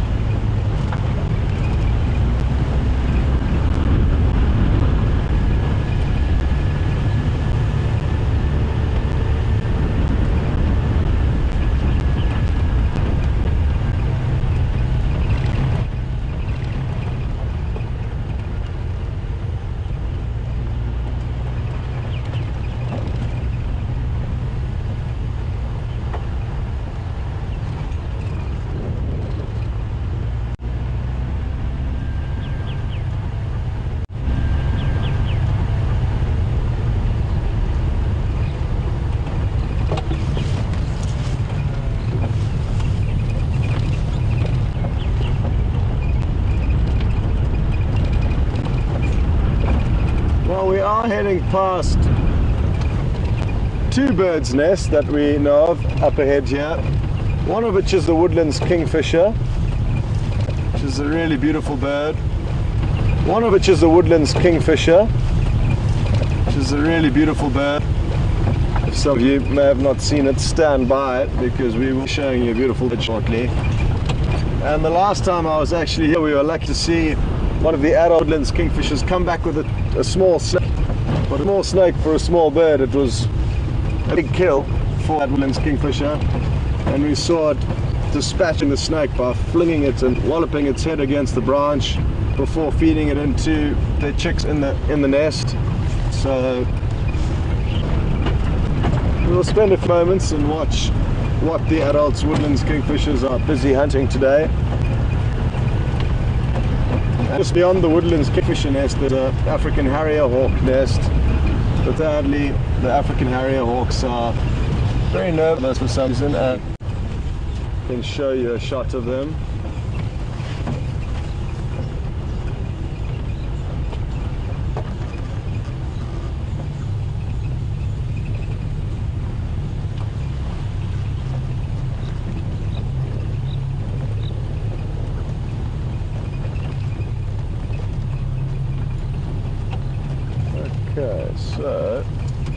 Okay, so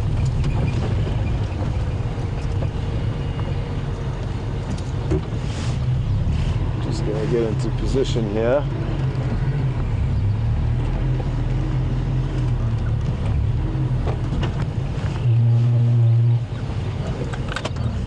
Liam, have you been to this nest before? Only when I came to recover you. Okay, well, you see the second cavity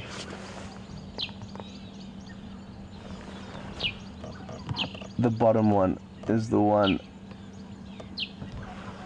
where the adults will fly to as soon as it comes back, and they do have a high success rate, these woodlands kingfishers, and a lot of the birds at hunting. So usually it's only a minute or two before the adult comes back, and it appears that both adults are now feeding these chicks, so they're both required to feed them, which means that hopefully soon these young chicks will pop out of this nest. If both adults are required for feeding, it means that the chicks are big enough to look after themselves in the nest alone, and are also big enough to require both adults to be on the prowl for food for them.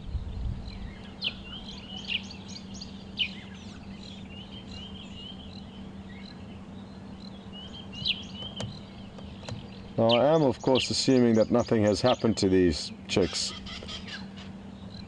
Oh, here we go. Here's the adult, it's just got back, but without a kill.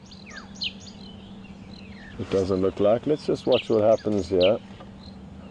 Oh, it's just flown off. So maybe it was just flying back to the tree to make sure there was no intruders, and now it's moved on.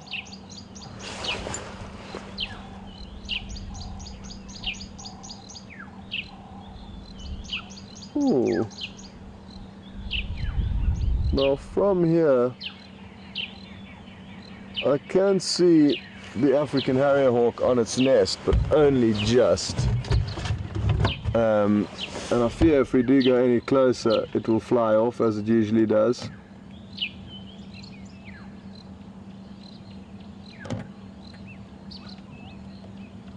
Phil, do you think you can try? It's back with a kill. Oh, okay, so the woodlands kingfish is back with a kill. Let's see if we can establish what it is.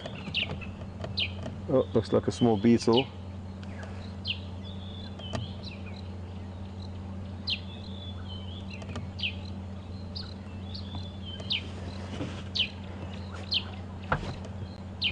And this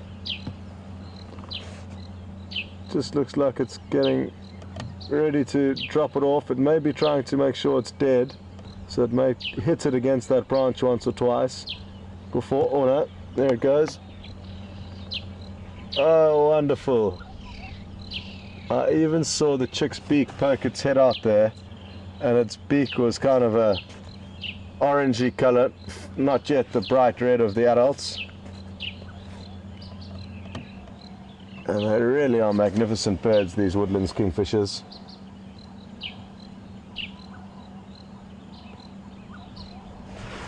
So I wonder how many chicks are in there. I only saw one beak come out.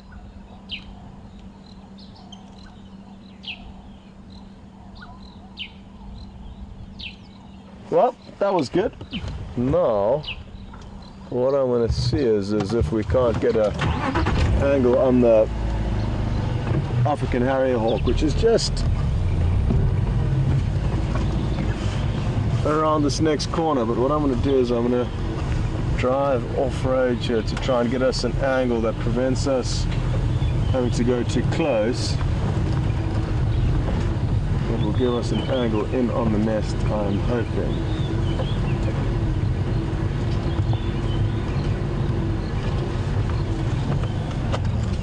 Oof, not going to be easy. You see the nest there, Vian? Negative. In the fork of this Okay. big tree there.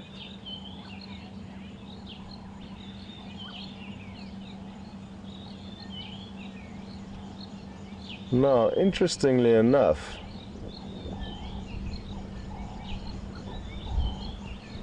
I can see what looks to be another kind of bird of prey on that nest.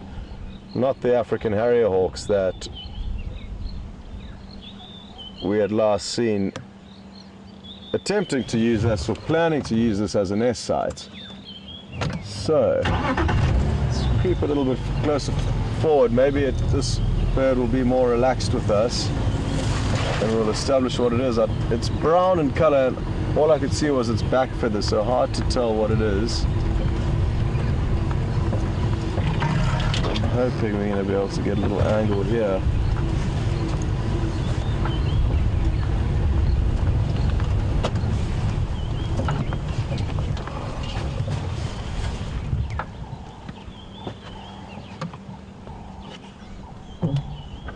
Would you believe it? It appears to have flattened itself down in the nest, hiding from us. But let's wait a while and see if it doesn't poke its head back up. It could be, I don't know, I can't even hazard a guess as to what it could be, because I just saw a few brown back feathers, and that's all I needed to see to be sure that it wasn't an African harrier hawk, which are grey in color.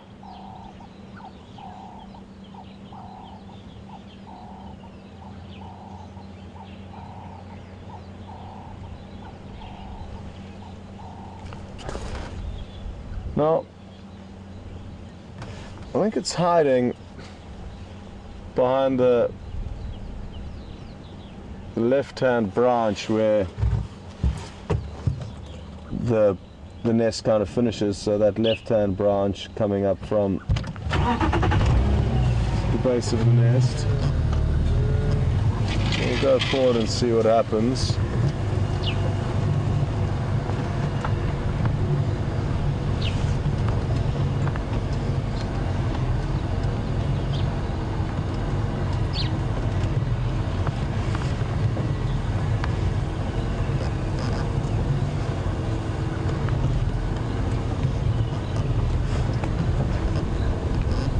been a lot of large sticks added to this nest that I've noticed.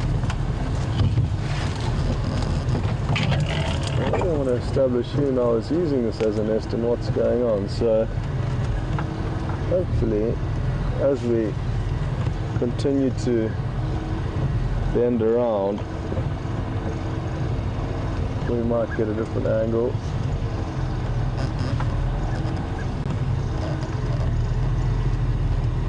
Come on.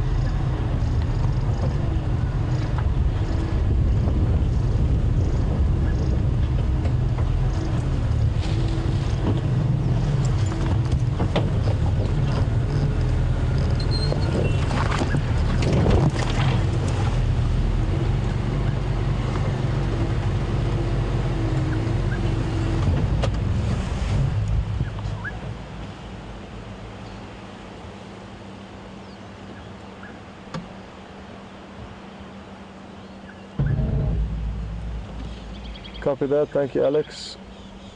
Well, this is now a mystery to me, because it was a large bird that somehow managed to hide itself in that nest away from us. It didn't fly away, that's for certain, so either way though, it doesn't want us to see it, so we'll listen to it and leave it in peace.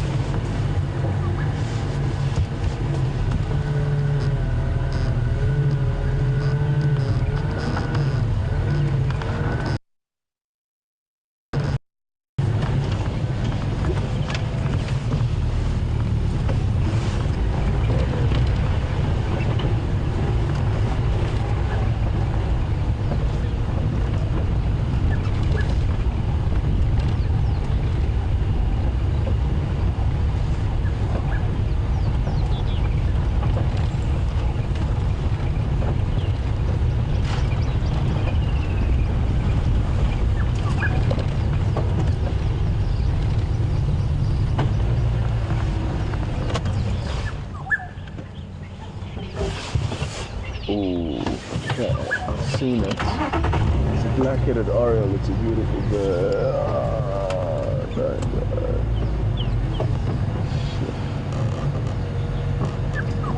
That bird you can hear calling. You can see sitting up in the tree here, but I'm just really trying to get an angle in which we can see it, to show it to you. Difficult to tie up the canopy. You see in the top left there, Vim?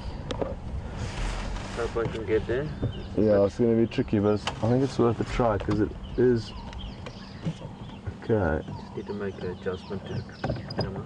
Okay. So because it is so, there we go. So if you keep spot on. So be patient now, and I'm hoping it is jumping around. I'm hoping it's gonna jump around onto a clear branch and you'll see its beautiful colorations. It's bright, bright yellow with a black head and a red bill. Oh, it's feeding. Look at that. You can see that tiny little insect only just in the end of its beak, and that is the black-headed oriole, which we thankfully got to show you. It was brief. Well done, VM. And I'm also very glad you got to not only see the bird, but hear its beautiful call.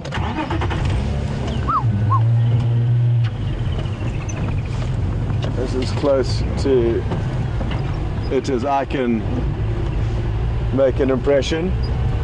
Oh, that wasn't a good one.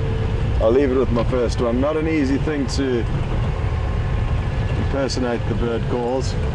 You get some people that are really, really good at it, and always good to be out with them.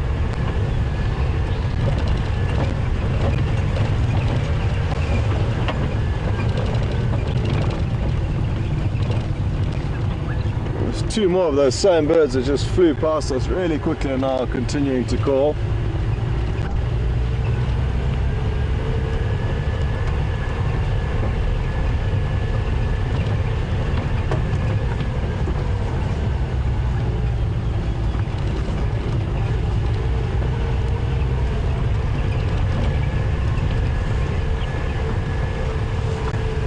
going to be interesting to have a look at this riverbed that we're about to cross. It is the largest riverbed that runs through Djuma, and it'll be nice to see what effect the rainfall last night's had on it.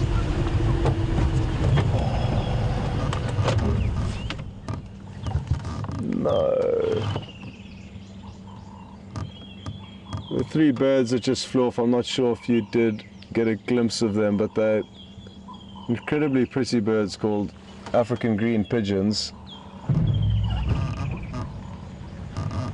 But they don't, they're so well camouflaged, and they are also very shy, so they often don't allow us any decent views of them, but I would really love to try and show you one. In Afrikaans, one of the local languages, they are called a papegaai duif. Now a papegaai is a parrot, and a duif is a dove, so the direct translation therefore leads you to parrot dove. So it is exactly how they've described it. It's a dove-shaped bird with parrot-like colorations.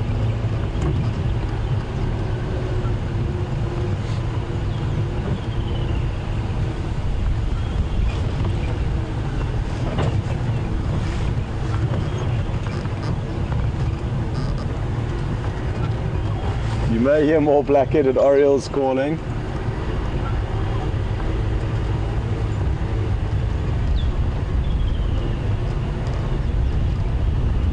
So they're obviously enjoying the weather today. They're very vocal. Everything else, sadly, seems to be in hiding.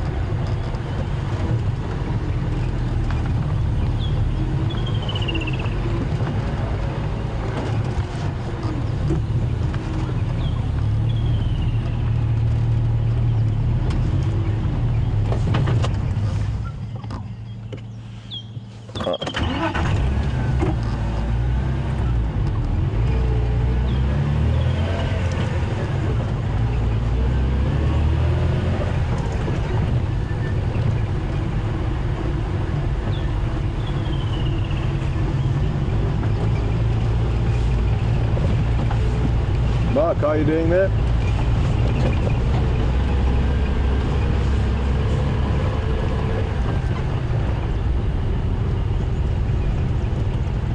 Oh, sorry about that. And where are you now?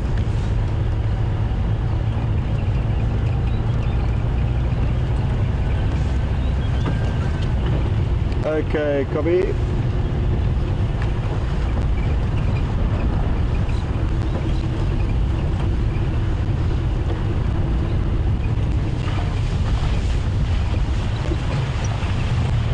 I'm in south down Twin Dams now, Braunfeld Central.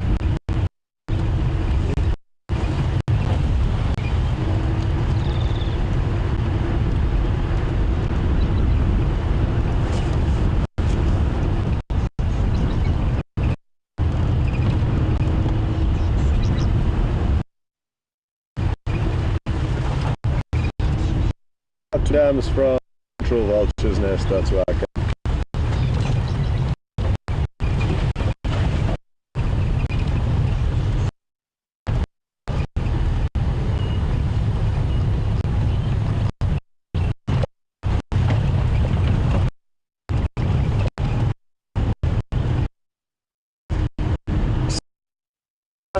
Of the line that's also crossed one of the quarters of our property, so one of the say, but that's not to mean other very interesting